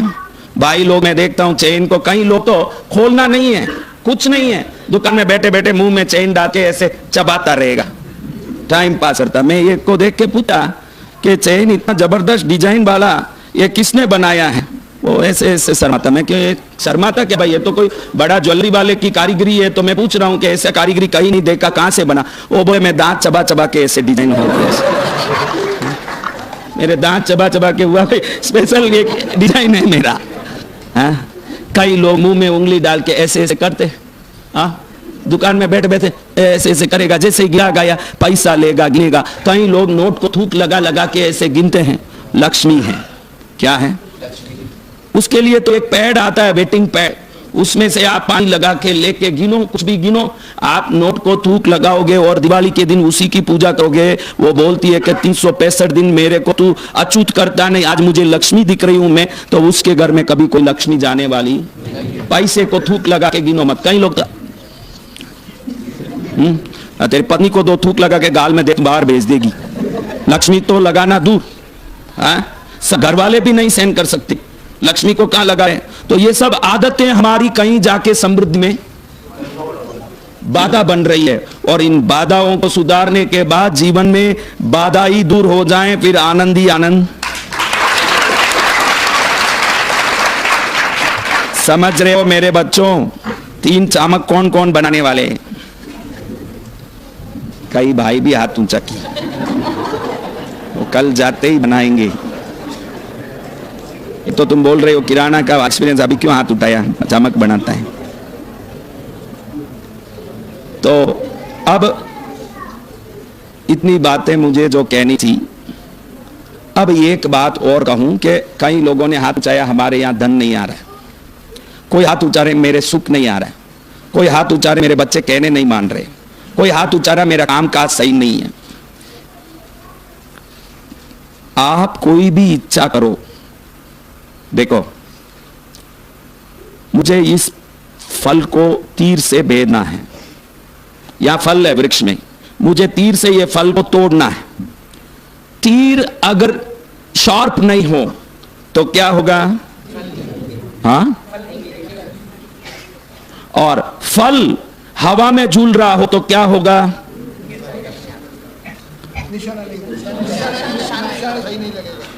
तो 2 मन हैं। कितने मन हैं? एक आंतरिक चेतना, एक वैश्विक चेतना। क्या है? वैश्विक चेतना यानी गैलेक्सियल यूनिवर्सल कॉन्शियस। क्या? एक यूनिवर्सल कॉन्शियस है, एक सबकॉन्शियस है। तीर सबकॉन्शियस है, फल यूनिवर्सल कॉन्शियस है। यूनिवर्सल कॉन्शियस हिलता रहेगा तो भी टारगेट नहीं होगा। सबकॉन्शियस में शार्पनेस नहीं हो तो भी काम नहीं करेगा। अभी कई लोग सोचते हैं कि हम ऐसे बन जाएं, क्यों बंद किया भाई, घबराएगा हवा वगैरह, कौन है सब बंद करने वाले, कौन है? उठ रहे भूपेंद्र, उठना है, दर्शन भाई उठो, थोड़ा इसको खोल दो, फिर बैठ जाओ, हवा में बैठोगे आपको भी आनंद आएगा। उठो दर्शन भाई उठो, और दरवाजे को पूरा खोल दो और आप इस तरफ आ जाओ हवा में। आप लोगों ने बोल दिया कि दरवाजे के पीछे झाड़ू रखा जाता है, तो 2 लोग तुरंत सुन के उधर बैठ गए जाए। हाँ ऐसे खोल के आराम से बैठो ना मेरे भाई, उनको लगा कि अपन तो वही है, अपन वहां बैठ जाए, ऐसा गड़बड़ होता है। चलो मैं क्या बोल रहा था बेटा, देखो आपका कोई भी विचार अगर सफल नहीं हो रहा है तो वो विचार का शार्पनेस वीक है। बस अगर विचार को पावरफुल कर दोगे और उस विचार को वैश्विक चेतना के साथ, यूनिवर्सल कॉन्शियस के साथ कनेक्ट कर दोगे, तो यूनिवर्सल कॉन्शियस सपोर्ट करें, आपका विचार क्रिएट करें, क्रिएटर और सपोर्टर दोनों मिलकर सक्सेसफुल हो जाएं आपका जीवन का हर लक्ष्य। जिसके कुछ भी नहीं हो रहे हैं वो खाली मन से सोचते हैं, क्या सोचते हैं, मैं ऐसा बन जाऊं, मेरे को ये चाहिए, मेरे को वैसे बनना है, मेरे को ऐसे करना है, ऐसे सोचते हैं। लेकिन रियली वो विचार गाढ़ा बन के सबकॉन्शियस में गया नहीं है। क्या नहीं हुआ है? और कोई भी विचार सबकॉन्शियस में नहीं जाता है वो क्रियान्वित नहीं होगा। सबकॉन्शियस में वही चीज जाता है जो आपका नींद उड़ा देता है। एक विचार विचारते रहते हैं लेकिन उसके बारे में इतनी चिंता नहीं हो, ये विचार वो पूरा नहीं हो रहा इसलिए रात की नींद उड़ रही है, तो धीरे धीरे वो सबकॉन्शियस में जाएगा। फिर वही विचार यूनिवर्सल कॉन्शियस में भी अलाइन होना चाहिए। आप एक विचार कर रहे हो और आपका कर्म आपके लिए एक विचार कर रहा है तो फिर कुछ नहीं होगा। आपका विचार का वैश्विक विचार के साथ सामंजस्य ही कार्य को सफल कर सकता है। समझ रहे हो? अब ऐसा क्या चीज है जिसको करते ही हमारे विचार में शार्पनेस आता है? आपका तीर अगर खराब है जिससे फल टूटना संभव नहीं, तो तीर को धार करोगे कि नहीं? तो विचारों को धार करने के प्रोसेस को बोन ब्रीथिंग कहते हैं। क्या कहते हैं? आप तो अभी श्वास ले रहे हो फेफड़े से। किससे ले रहे हो? फेफड़ा यानी क्या? लंग्स। हाँ, एक प्रकार का एक टेक्निक है, उसको करने के बाद आपका विचार इतना पावरफुल बनता है कि आकाश के अंतिम छोर तक वो विचार की शक्ति तरंग बन के ऊपर जाके वैश्विक विचार में आपके विचार को स्थापित करता है। और जिसने भी यूनिवर्सल कॉन्शियस में खुद की सबकॉन्शियस थॉट को जाके स्थापित कर दिया, एस्टैब्लिश कर दिया, वहां से वरदान के रूप में उसका विचार पूर्ण रूप से साकार बन के वापस आता है। जो सोचा वो पूरा हो जाता है। तो कैसे ये विचार अब साकार होगा? कैसे हमारा जीवन साकार होगा? हम जो जो सोचें सब कैसे पूरा होगा? हमारा जीवन खुशहाली से कैसे भरा होगा? हमारा जीवन सुख शांति से कैसा भरा होगा? हम जो सोचे वो सब जी भूम बा की तरह कैसे प्रकट हो सकता है? वो चिराग कहां है जिसको रगड़ने से वो जिन निकलता है? ये सब विषय को अब हम कल देखेंगे। अब ये सभी विषयों को, कल मेरा आखिरी दिन है, कल का दिन ये आखिरी है, परसों नहीं हो पाएगा। पहले दिन अष्टमी की पूजा में हूं, 17 तारीख को कुछ साधना में हूं। 18 तारीख को, क्या तारीख? ध्यान रखना आप, क्योंकि 19 को मैं निकल जाऊंगा।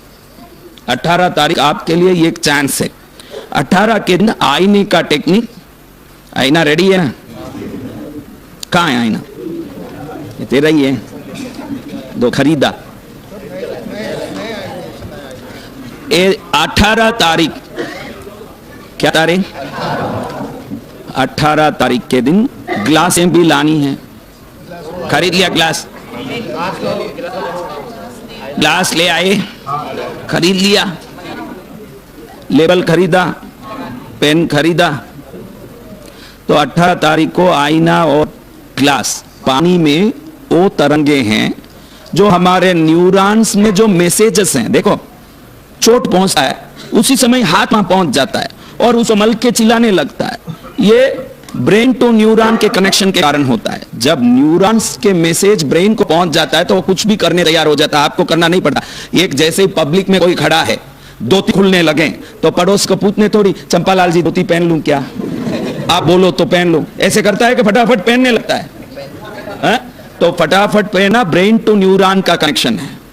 जब आप सबकॉन्शियस को ब्रेन से और ब्रेन को न्यूरॉन से कनेक्ट कर दोगे तो आज जिस स्थिति में हो इमीडिएटली जंप करके उस स्थिति में जाओगे जहां आप जाना चाहते हो। इसी को कल हमने क्वांटम जंपिंग कहा। कल हमने क्वांटम जंपिंग जो बात कही, सब चाहते हैं कि मैं ये कर लूं ना वो कर लूं। कोई सोचता है मैं ज्ञानी बन जाऊं, कोई सोचता है मैं धनी बन जाऊं, कोई सोचता है मैं श्रेष्ठ बन जाऊं, लेकिन वो प्रोसेस टाइम टेकिंग है। क्या है?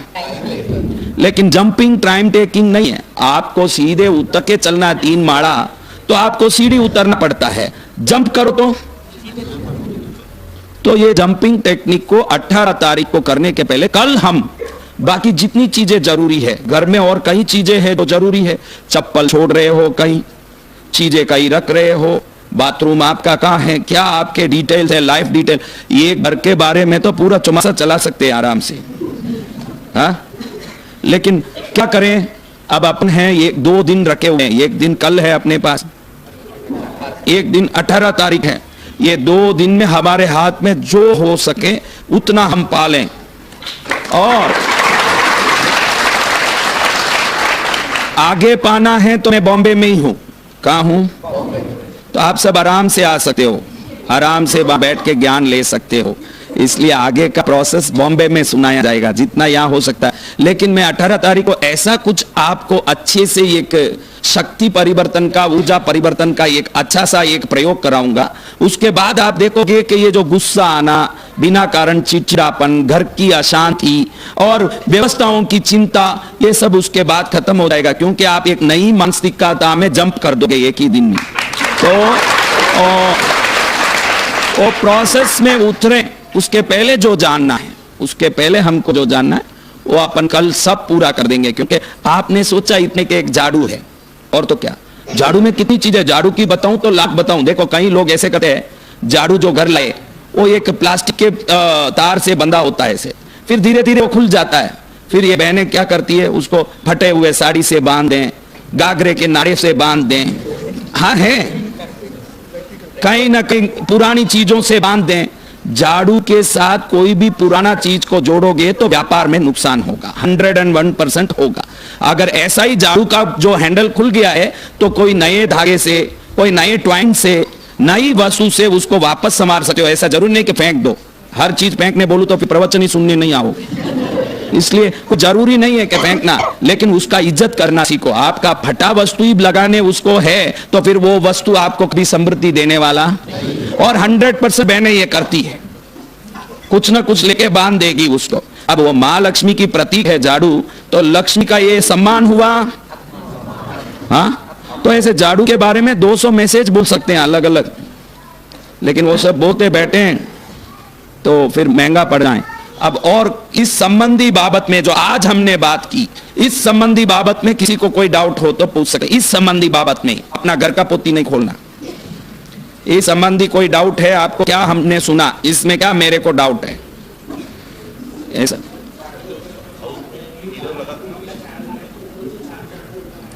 जो हम उपयोग करते हैं उस झाड़ू में ही प्राण आता है।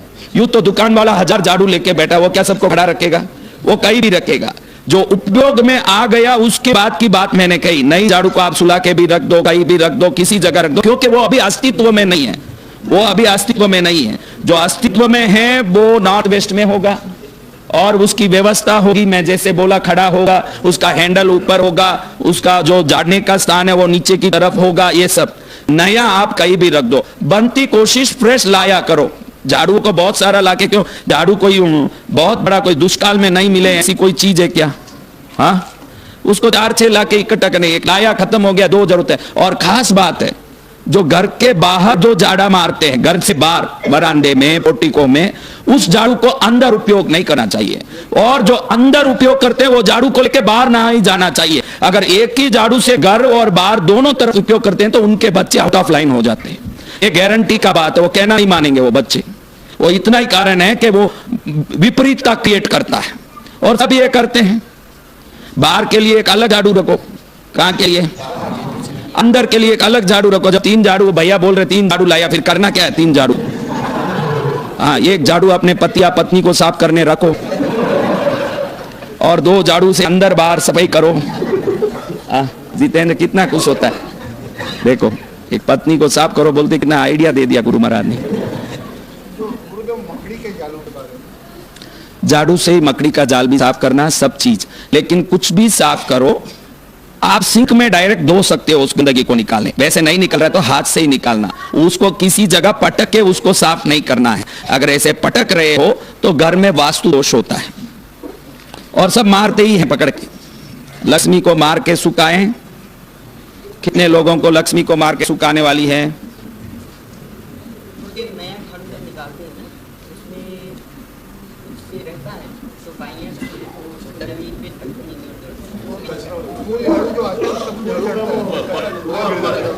वो गिरता रहे। देखो, आप झाड़ू प्रथम उपयोग करने के पहले उसको नमन करके कि मेरा घर शुद्ध रहे, इससे मेरे घर में लक्ष्मी का प्रवेश हो, मेरे घर की समृद्धि सुख में मेरे को पूरा सहयोग मिले, ऐसा प्रार्थना करके झाड़ू का उपयोग करोगे तो लक्ष्मी के आने की पॉसिबिलिटियां बढ़ जाती है। पूछिए संजय भाई। नल तो मैंने ये बताया था कि हम नल में कोई भी चीज डालते हैं तो वो चीज को नल खोलते ही वो निकालता है। नल में कोई कंडीशन नहीं है कि यही डालो वो डालो, नल कुछ नहीं बोलता। आपने नल खोला, अगर ऊपर गुलाब जल है तो नल क्या देगा? तो मैं आईने के लिए कह रहा था कि आईना भी ऐसा ही है। आपके घर में जो ऊर्जा है उसको 16,000 गुना करने का काम आईना करता है, इसलिए सावधान होकर आईनाओं का उपयोग करें। ऐसा मेरा कहने का नल का यही तात्पर्य था कि हम आईने को बेडरूम में ना रखें। नंबर 1 रखें तो पर्दा डाल के रखें। जिसके घर में बेडरूम में आईना है उन स्त्रियों को कमर का दर्द, घुटने का दर्द, रीढ़ की हड्डी का दर्द होने की संभावना 99% है। कोई एक बलवान औरत हो जो रोज बादाम खाती हो वो अलग बात। हाँ, आईने वाली अलमीरा पर्टिकुलर किसी वॉल पे रखना चाहिए। आईना मैं बोला ना, ईस्ट और नॉर्थ। बाथरूम में भी यही है। बाथरूम में अगर रख रहे हो, बाथरूम के ईस्ट वॉल में पॉसिबल नहीं है तो नॉर्थ वॉल में आईना रखिए। बोलो बेटा।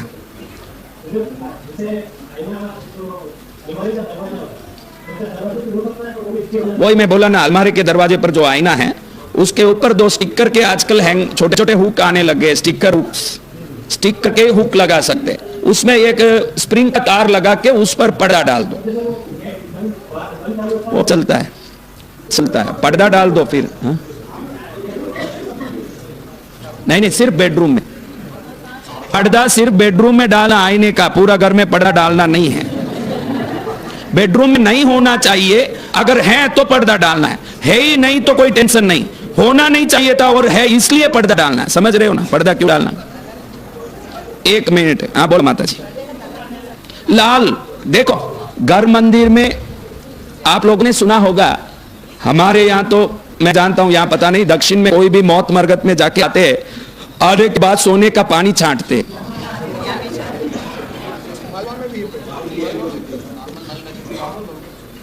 तो वो पानी जो सोने का पानी है, नेगेटिविटी डिस्कनेक्टर है। एक्चुअली सोना नेगेटिविटी डिस्कनेक्टर। हमारे जैन मंदिरों में वीर विजय जी ने श्राद्ध विधान में कल्याण कलिका में लिखा है कि जैन मंदिर पूजा करने जाता है तो कम से कम पूजा की उंगली में एक अंगूठी तो भी होना चाहिए। वो इसीलिए ही है कि पूजा से जो एनर्जी मिलती है आपको, ये मेटल कंडक्टर होने के कारण उस एनर्जी को डायरेक्ट हार्ट में ट्रांसफर करेगा। तो नवांगी पूजा करने वाले को अगर हाथ में उंगली में अंगूठी है और बराबर साइंटिफिकली पूजा करता है तो कभी हार्ट ब्लॉक या हार्ट अटैक का चांस ही नहीं हो सकता, और साइंटिफिक है। तो इसलिए मैं सबको कहता हूं, घर के मंदिर में भी सुनहरी वस्त्र का, सोनेरी जरी का, वो असली सोने का नहीं, सोने की जरी टाइप का लाल वस्त्र आता ना, उसी का पर्दा घर में देवों के सामने रखा करो, जिससे कोई भी सूतक हो, सोने के रंग में सूतक को मारने की शक्ति होती है। इसीलिए हम सोने का पानी छांटते हैं सिर पर मौत मरगत में, क्योंकि मरगत में जाके आते हैं तो सूतक की नेगेटिविटी हमारे पास रहती है। जैसे ही वो पानी छांटा वो नेगेटिविटी डिस्कनेक्ट होता है, डिस्चार्ज होता है। इसलिए हमको घर में सब जगह जहां देवता बैठाए हैं उधर सोनेरी जरी के वस्त्र का पर्दा जरूर लगा के रखना चाहिए, जिससे घर में दोष ही नहीं होता। जिस घर में पर्दा नहीं है उस घर में कुछ न कुछ विडंबना दुख है। अब आप लोग एक छोटे बच्चे को इतना सारा पोती दे के भेजते हो स्कूल में, वो दुनिया भर का social science, maths, geography, history, English language, second language दुनिया भर का सीखता है। फालतू की चीजों भी इतना पुस्तक सीख के उस बच्चे के बेजे में घुसता है, तब जाके वो एक आदमी समाज में बन पाता है। तो घर कैसा होना चाहिए, ये बेजे में जो नहीं घुसता वो घर को स्वर्ग कैसे बना पाएगा? आपको मैं ये पूछना चाहता हूं कि बगैर ज्ञान घर घर कैसे होगा? तो कल से आप 2 दिन से इन ज्ञान को पा रहे हो। और आगे व्यापार के संबंधी जगह में कल मैंने बताया कि अगर व्यापार में रोड वेस्ट साइड हो तो नेचुरली नॉर्थ साइड फेसिंग होगा ज्यादातर, तो सब साइड गल्ला खुलेगा, तो वेस्ट साइड भी एक छोटा सा एक पैसे का डिब्बा होना जरूरी है। ऐसे हमने कल ऋषभ चौधरी को एग्जाम्पल बता के कल बताया था। तो हमारी दुकानें विभिन्न दिशाओं में होती है कि नहीं? तो हर व्यक्ति चाहता है कि किसी भी दिशा में हो मेरा धंधा चले, चाहता है कि नहीं?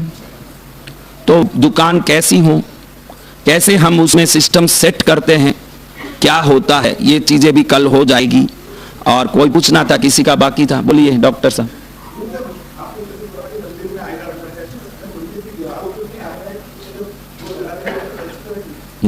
देखो कई लोग आजकल बेड भी ऐसे लाते हैं, बेड जिसमें ग्लास लगे रहते हैं। वो सोचते हैं कि देखो मेरा बेड ताजमहल के मुमताज का, शाहजहां का जैसा मेरा ये बेड है। लेकिन ऐसे कांच वाला बेड पर जो भी सोएंगे वो निश्चित ही रीढ़ की हड्डी के बीमारी से ग्रसित होंगे, क्योंकि जब वो सोते हैं तो ये ग्लास उनकी एनर्जी को ग्रास्प कर लेता है। खाओ पीवो नींदो सब एनर्जी को कांच खींचा ही रहेगा। और मंदिर में भी, मंदिर के पूजा कमरे के अंदर रखा हुआ कांच ही पूजनीय माना जाएगा। बाहर लगाया है तो उल्टा वो देवों की शक्ति को खुद में खींच के देवों को नीरस बना देगा। चप्पल घर के बाहर छोड़ो और चप्पल को लाके पूरा रूम में रख दो तो क्या फर्क पड़ेगा? वही फर्क कांच को मंदिर के अंदर और बाहर रखो तो पड़ेगा। मंदिर के अंदर छोटा सा कांच रखते हो, समझो 10 पीढ़ी पहले आपके पूर्वज किसी देवी की पूजा करते थे, फिर बाद में धीरे धीरे वो कोई भूल गए, उनको आगे वालों को मालूम भी नहीं है कि ऐसी कोई देवी है, लेकिन वो देवी सोचती है कि ये लोग मेरी पूजा सेवा नहीं करते। वो कांच में जब देखने आती है, खुद को देखती है तो समझ ले रही कि मैं भी हूं यहां।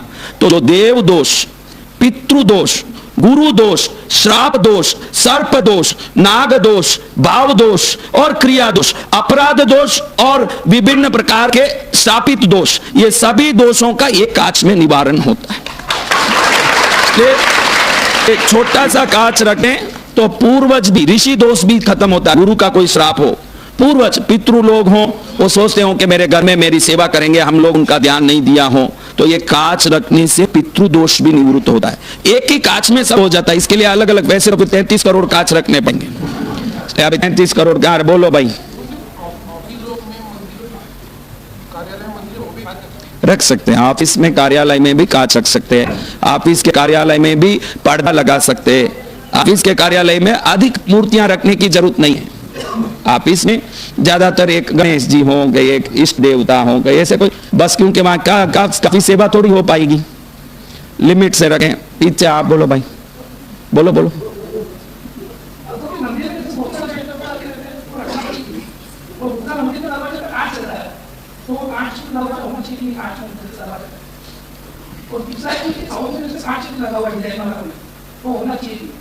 साउथ में कांच नहीं होना है, कांच तो ईस्ट या नॉर्थ में ही होगा। थर्ड ऑप्शन है वेस्ट में, थर्ड अनअवॉइडेबल ऑप्शन। साउथ में कांच भी नहीं होगा, घड़ी भी नहीं होगी, साउथ में ऐसी कोई चीज नहीं होगी तो आदरणीय है, आदरणीय वस्तु नहीं रहेगी। और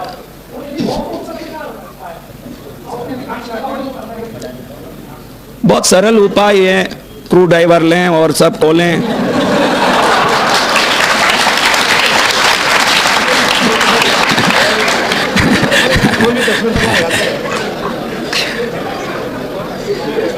एक मिनट ठहरो, मैं कुछ बोलना चाहता हूं, ठहरो। अब आपके पास 10 मिनट टाइम है क्या? सुन लो मेरी बात, 10 मिनट टाइम है तो मैं मेरी साधना आदि छोड़ के आए, मेरे पुष्प पड़े 1000 अभी बाकी मेरे को करना। आप मेरी बात सुन लो, आपको एक अच्छी बात बताता हूं। ये थोड़ी लंबी बात है, 10 मिनट लगेगी, लेकिन ये सुनने के बाद काफी चीजें आपको बिल्कुल क्लियर हो जाएगी माइंड में। आप इसको सुनो, लिखने जैसा अभी कुछ नहीं, आप सुने हुए हैं, आप शांति से सुनो। ये जो मनुष्य शरीर है ये स्थूल शरीर है। क्या है? स्थूल यानी मेटा बॉडी कहते हैं इंग्लिश में। क्या? मेटा बॉडी यानी मेटल्स, मिनरल्स, कई चीजों से बना हुआ है। इस शरीर में आयरन है, जिंक है, फॉस्फोरस है, कैल्शियम है। इससे क्या होता है कि ये खनिज पदार्थों से बना होने से ये चक्षु से दिखता है ये शरीर, क्योंकि ये डेंसिटी मिनरल से बना है। किससे बना है? देवों का शरीर देखोगे तो वो तेज कणों से बना है जो इनविजिबल है, अदृश्य। अपना शरीर को आंख से देख सकते, उनका शरीर को कोई दैविक शक्ति देख सकती है। अब अपना शरीर स्थूल है तो हम खाते हैं रोटी, खाना हम खाते हैं तो हमारे को हजम होता है, जो वेस्टेज है वो मलमूत्र बन के निकल जाता है, जो उसमें जो शक्ति पुंज है वो खून बन जाता है, मज्जा बन जाता है, वीर्य बन जाता है, ऐसे कन्वर्ट होता है। अब आपको खाने के बाद जब हजम हो जाता है और मल निकल जाता है, वापस खाना पड़ता है या एक बार खाए हुए से लाइफ टाइम चलता है आपकी गाड़ी? हाँ, यानी आपकी एनर्जी निकलती है तो वापस उसको री एनर्जाइज करना पड़ता है। आप खाते हो मीन्स एनर्जी देते हो ना शरीर को, उतना ही बात है ना।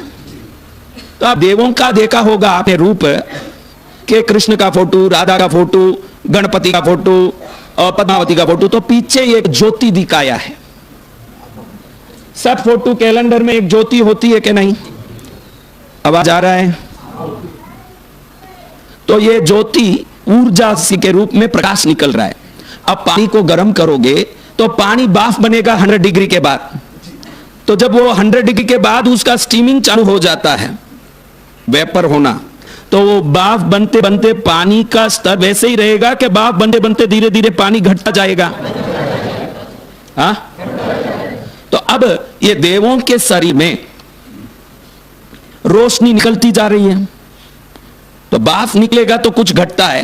तो ये देवों की शरीर से पूरी रोशनी निकल के खत्म हो जाए, उसी को देववायु की समाप्ति बोलते हैं। जिनके शरीर से रोशनी खत्म हो चुकी है वो बलपुष्ट, क्या है, समझ रहे हो बात?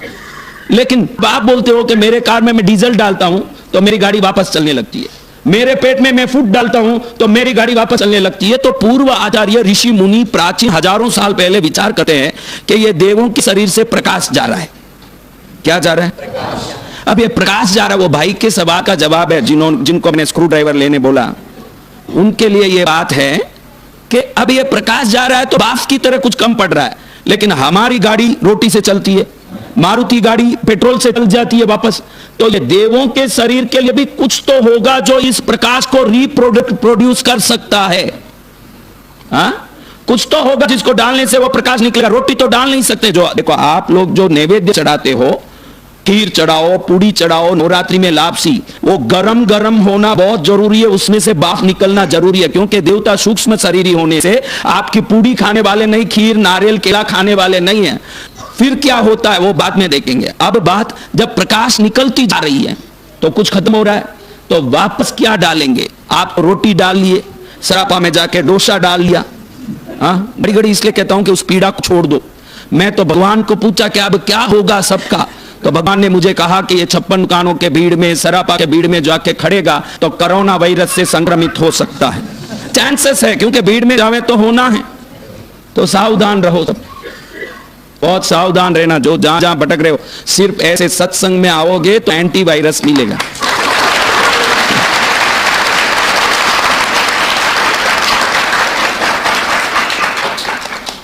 तो अब हमारे ऋषि मुनियों ने विचार किया कि इनके शरीर में क्या डालें तो ये गाड़ी वापस चल सकती है, क्योंकि ये तो स्थूल शरीर तो है नहीं कि रोटी डाल दो, ये तो परमाणुओं से बनी हुई, सूक्ष्म कणों से बनी हुई, तेज कणों से बनी हुई एक शरीर है।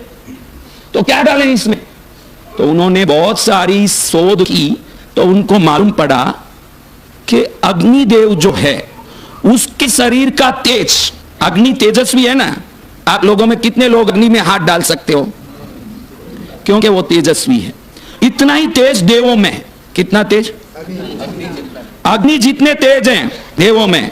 कई अभी परसों एक भाई पूछा मेरे को कि गुरुदेव फिर वो नाच रहे हैं, वो लोग क्या भैरव जैसे नाच रहे हैं? परसों ऐसी बात हुई ना, उसको मैं बोलना भूल गया कि भैरव के शरीर के बारे में भैरव पुराण में दिखाया है कि भैरव का शरीर 1000 करोड़ सूर्य जितना प्रकाश और तेज रखता है। वो भैरव पुराण में है लिखा हुआ, मैं साक्षी से दिखा सकता हूं। एक सूर्य जो करोड़ों माइल दूर है, यहां अपने को जला रहा है, वो एक सूर्य के अंदर घुसेंगे, एक माइक्रो सेकंड में भस्म हो जाएंगे। तो 1000 करोड़ सूर्य का तेज वाला भैरव अगर किसी शरीर में घुसे तो क्या होगा? उसी दिन मुझे पूछना था। ये जो भैरव आ रहे जैसे डांस करते हैं, तो क्या भैरव ऐसा क्यों? कैलविनेटर फ्रिज थोड़ी है कि घुसे तो ठंडा लगेगा। हाँ, क्या भैरव वोल्टास फ्रिज है, जो घुसे तो आनंद आ रहा है कि घुस जाऊं? ये तो ऐसी शक्ति है कि घुसे तो भस्म कर देगा। तो ऋषि मुनियों ने देखा कि अग्नि जितना तेज इस देवों में है, तो अग्नि से कुछ काम हो सकता है, क्योंकि अग्नि देखो, ये सूर्य अग्नि रूपी है, निरंतर स्वयं प्रकाश दे रहा है कि नहीं? तो देवों में प्रकाश का अग्नि कारण बन सकता है, ऐसे ऋषियों को लगा। फिर अग्नि से जाके सब खड़े होकर पूछने लगे कि तो इतने देवता हैं, देवता कोई कम नहीं है, 33 करोड़ वर्ग है, 33 करोड़ लोग नहीं। आपको ऐसे लगे कि 33 करोड़ लोग है तो भ्रम उड़ा दो, एक ही देवता के करोड़ों सेवक भी है। लक्ष्मी का मैं हरदम बताता हूं ना, 1,000, 1 करोड़ 50 लाख 20,000 120। लक्ष्मी के सेवक कितने हैं? 1 करोड़ 50 लाख 20,000 120 देवता। हर बार बताता हूं कि नहीं? तो ऐसे कितने असंख्यात अनंत हजार करोड़ सेवक हैं। 33 करोड़ तो सेक्टर्स हैं अलग अलग। 33 करोड़ क्या है? उसमें कितने? हाँ, तो इतने देवों को शक्ति कैसे पहुंचाया जाए? तो अग्नि कहते हैं, देखो मेरे अंदर जो शक्ति उत्पन्न हो रही है, भारत में गाय को माता क्यों माना जाता है और गौ माता के रूप में पूजते हैं? इसका कारण मात्र हम उसका दूध पीते हैं ये नहीं है। अब समझोगे वो बात। जब आप घी का दीपक करते हो, क्या करते हो? अग्नि को जलाते हो, तो जो अग्नि है वो घी को खत्म करता है। धीरे धीरे घी खत्म होता जाता है कि नहीं? तो आपने आज तक सोचा नहीं कि ये खत्म क्यों हो रहा है, गया कहां? हम तो राजी होके दिया जला रहे हैं, भाई हमने दिया जला दिया, हमने दीपक प्रकट कर दिया। लेकिन जो घी अग्नि में संपर्कित होकर के खत्म हो रहा है, वो घी का कण अग्नि का तेज परमाणु बन के सामने जो फोटो या मूर्ति रखी है उनके शरीर में वो प्रकाश का तेज बन जाता है। जो प्रकाश निकल रहा है उसको आपने वापस दिया, इसलिए वो दिए से देवता प्रसन्न होकर आप पर उपकार करना शुरू किया।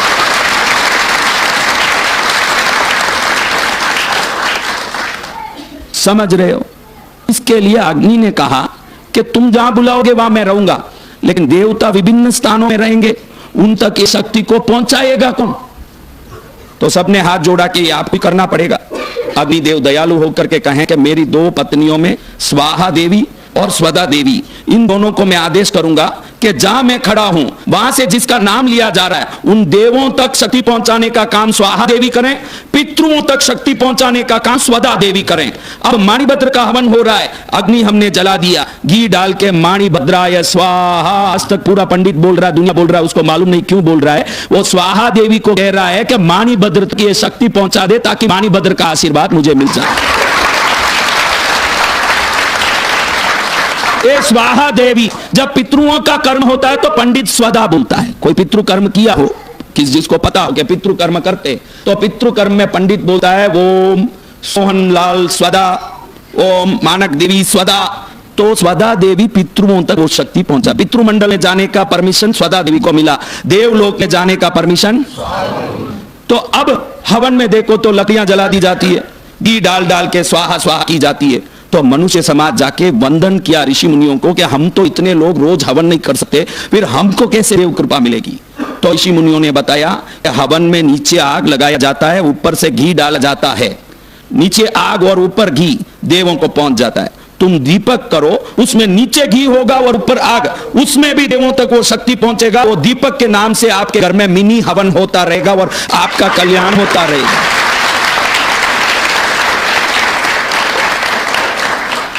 अब इस प्रकार से देवों को शक्ति देने की प्रोसेस शुरू हुई। अब इसमें तकलीफ कहां आई? जब हम लोभी हुए। क्या हुए? लोभी कैसे? एक घर में 15-15 मूर्ति, 15-15 फोटो। अब हमने एक अभय जी बागरेचा ने एक लेटर लिखा, प्रिय मंडल के सदस्यों, आप सब कैसे हो? गुरुदेव आने वाले हैं, अपने को अच्छे से तैयारी करना है। महिला मंडल के अध्यक्ष अर्पिता को भी व्यवस्थित सावधानी करा दे ताकि व्यवस्थाएं बढ़िया बने। एयरपोर्ट में अपने को कम से कम 1000 लोगों को स्वागत करने जाना, ऐसा सब लिख दिया। अब ऊपर एड्रेस में जहां 2 एड्रेस होता है वहां धर्मचंद लूनावत, अजय कटारिया, अरविंद भाटिया, जितेंद्र बापना, ऐसे 9 नाम लिख के डाल दिया पोस्ट बॉक्स में। अब ये किसको पहुंचेगा? Return to sender. अब इस समाज को मैं पूछना चाहता हूं, आज इतने आप ज्ञानी हो, कहते हो कि एक एड्रेस पर 9 नाम लिख दें तो वो कागज किसी को नहीं पहुंचेगा। इतना ज्ञान रखने वाला समाज ये दीपक जला के 9 मूर्तियों को सामने रखता है, वो किसको पहुंचेगा ये मैं पूछना चाहता हूं।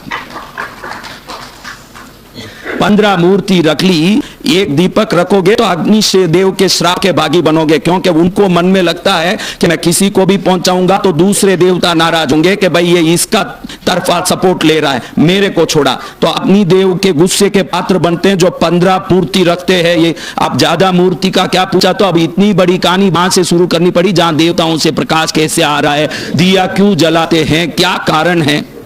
इसलिए ये शुरू करना पड़ा कि आप पूरा बराबर समझो कि हम क्यों बहुत सारा रखना नहीं। 10 बच्चे जिनते हो तो 10 बच्चे को पालने की शक्ति हो तो जिनोगे कि 5-6 का गर्दन मरोड़ के रोड में फेंकोगे।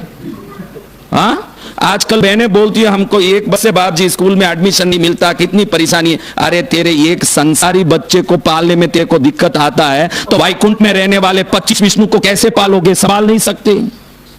कैसे संभालोगे इतना सारा रख के। आपकी एक पत्नी घर संभाल रही है कि नहीं, एक दुकान से रोटी मिल रहा है कि नहीं, एक गुरु से ज्ञान मिल रहा है कि नहीं, तो घर में 25 देवता की क्या जरूरत आई, मैं समाज को पूछना चाहता हूं।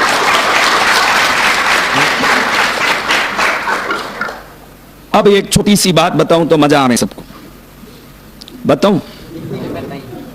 हमारे अजय जी कटारिया ने मुझे बोला घर में पगलिया करो, बहुत विनती की कई बार, तो मैंने भी थोड़ी दयावश कहा चलो आज थोड़ा टाइम है, तो रात में 2 बजे, क्योंकि 3 बजे या 4 बजे 5 बजे 4:30 बजे जाना हुआ, क्योंकि टाइम ही नहीं। गया और कहीं भी जाऊं तो पहले वो मंदिर में ले जाते हैं मुझे, क्योंकि साधक होने से वो मंदिर में दर्शन कराते हैं। बाप जी दर्शन करो, यहाँ सब ठीक तो है। वहां दर्शन किया तो मैंने देखा कि पद्मावती देवी ऐसे ऐसे कर रही है। मेरे को लगा कि माँ तू क्या सबको डांस सिखा रही है यहाँ, या डांस टीचर बन गई क्या? माँ तू क्या डांस कर रही है? माँ कहती है बेटा मैं डांस नहीं कर रही हूं, मेरी कहानी सुन। ये अजय कटारिया को तूने कृष्णगिरी बुलाया कि माँ क्या आशीर्वाद ले, वो तेरे पास आया, वहां का चमत्कार देखा कि पैसे बरस रहे हैं, कुंकू बरस रहा है, देवी की कृपा से लाखों लोगों को बच्चे हुए हैं, लाखों लोगों का घर परिवार सुधर गया, खुश हो गया। और एक 6 इंच का फोटो मेरा लेके घर आया।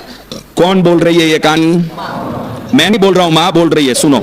अब वो 6 इंच का फोटो लेके घर आया, मैं भी खुश हुई कि चलो मुझे ले जा रहा है तो इसके घर में कल्याण हो। तो अब घर लेके मेरे को घर में मैंने देखा कि 12 इंच का गोखला था। कितना? उसमें मेरे को रखा, इस तरफ 3 इंच है, इस तरफ 3 इंच खुला है, फ्री बैठी थी, आराम से हवा खा रही हूं। मैंने देखा भाई मेरा 12 इंच का गोखला है, अजय का बेडरूम भी 12 इंच का होगा, देखूं थोड़ा झांक के देखा तो देखा उसका तो बेडरूम 20 बाई 16 का है और मेरा गोखला 12 इंच का। फिर भी मैंने सोचा कोई बात नहीं, संसारी है, ऐसे ही ना समझे, इसी में रहेंगे, कोई बात नहीं। मैं आराम से बैठी थी। इतने में इसकी बेटी अमेरिका से पढ़ के वापस आई तो तुरंत बेटी के लिए एक अलग बेडरूम बनाया और बेटी को कहता you are from America, you are return from America, so you should have a lavish life and a good dressing table, study table, dining table, ऐसे पूरा सजाया। कौन बोल रही है कहानी? तो माँ कहती है कि मैंने सोचा देखो मैं घर आने के बाद घर का और एक्सटेंशन हो रहा है, बेटरमेंट हो रहा है, खूब आनंद से रहने दो मेरे बच्चे, मैं और आशीर्वाद लेके खुश हो रही हूं कि घर में डेवलपमेंट हो रहा है। इतने में वसंत विजयी 13 मांगलिक नाकड़ा में हो गया 31 दिसंबर को, और ये अजय कटारिया वहां पहुंच गया। कहां पहुंच गया? और उधर क्या नाकोड़ा, डम डम डम डम डमरू बजे मारे भैरूनाथ की पायल बजे, मेरे भैरूनाथ की पायल बजे। अब ऐसे भैरव जो नाकोड़ा में वसंत विजय 10 वर्षों से नया साल का मंगलिक 50,000 लोगों में करता है, तो उस जगह में अजय कटारिया देख के भैरव मुची वाला, ये मेरा भैरू नाकोड़ा वाला, खोले सबके किस्म का ताला। अभी देखते ही कटारिया को लगे कि अरे ऐसा चमत्कारी जगह जहां गुरुदेव खुद आगे मंगलिक दे रहे, तो यहां से एक फोटो ले जाके घर में भैरू जी का लगाना, 6 इंच का फोटो ले आया। मां कहती है, ये कहानी में नहीं, बराबर सुनो। मां कहती है कि जब बेटी आई यूएस रिटर्न होके, उसके लिए ये कमरा बनाने वाला मैं यहीं से अपने अवध ज्ञान से देख रही हूं कि वो नाकड़ा में फोटो खरीद रहा है। मैंने सोचा कि जब बेटी के लिए कमरा बना रहा है तो भैरू के लिए भी एक गोखला बनाएगा। उसमें क्या है, जिस आदमी को इतनी बुद्धि है कि मेरी बेटी को अलग रखना चाहिए, तो उसको इतनी बुद्धि भी होगी कि भैरू को भी अलग रखूं, तो जरूर एक गोखला बनाएगा, मुझे क्या पड़ा, लाने दो। लेकिन हाय रे जुल्मदार संसार, जैसे ही वो नाकोड़ा भैरव को लेके आया मेरी फोटो को ऐसे धक्का मारा और उसको भी उसी में घसोड़ दिया। 12 इंच में हम 12 इंच में फिट होके बैठ गए हाय राम करते। अब मैंने देखा बेटी के लिए अलग कमरा, बेटे के लिए अलग कमरा, परिवार के लिए अलग कमरा, और हम लोगों को ऐसे दबा के रखा है। हम दोनों हम बने तुम बने ऐसे बैठे हैं। अब जहां तक फिर तकलीफ क्या हुई, मां क्यों तुम नाच वो तो बता, क्यों मेरे को ये कहानी बता रही है, परेशान कर रही है। अरे सुन तो सही रे मेरी बात बेटा, ये सब ठीक था उस दिन मेरे को परेशानी हुई जिस दिन ये मौड़ी चले गया। कहां चले गया? दिवाली का दिन था, काली चौदस का रात, और मौड़ी में घंटा खंड महावीर का कोई डमरू बजा रहा है, कोई बेरी बजा रहा है। उधर दिवाली में दौर चल रही बुद्धि सागर जी महाराज साहब द्वारा स्थापित घंटा खंड महावीर के विश्व में महिमा न्यारी। और वहां देखते अजय कटारिया को लगे कि हाई रे ये फोटो नहीं ले जाए तो अपना जन्म ही सफल नहीं। अब पद्मावती कह के वो वहां फोटो खरीद रहा है, यहां मेरे हाथ पैर हिल गए। क्यों? मुझे तो मालूम है कि ये कोई गोखला नया बनाएगा नहीं, जो बैरू के साथ किया वही घंटा खंड महावीर के साथ भी करने वाला है। लेकिन मैं विचार में पड़ गई कि जब 12 इंच का ही गोखला है और हम पहले ही 12 में फिट हो चुके हैं, अब ये क्या करेगा? मेरे को तो पसीना निकल रहा है क्योंकि दूसरा गोखला भी नहीं है, जगह भी नहीं है। लेकिन हाय रे जुल्मदार समाज, जैसे ही लाया घर में घुसा, मेरे को बीच में से धक्का मारा, 3 इंच उसको अंदर घसोड़ा, 3 इंच इसको अंदर घसोड़ा, 12 इंच में 18 इंच घुसेड़ के दिखा दिया ये संसारी।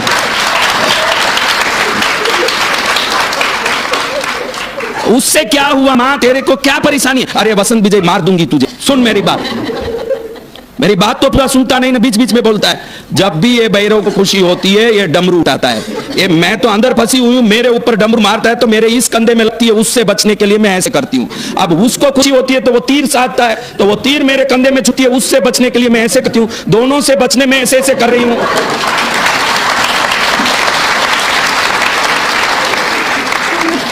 और तू बोलता है कि मैं डांस करती हूं। मैं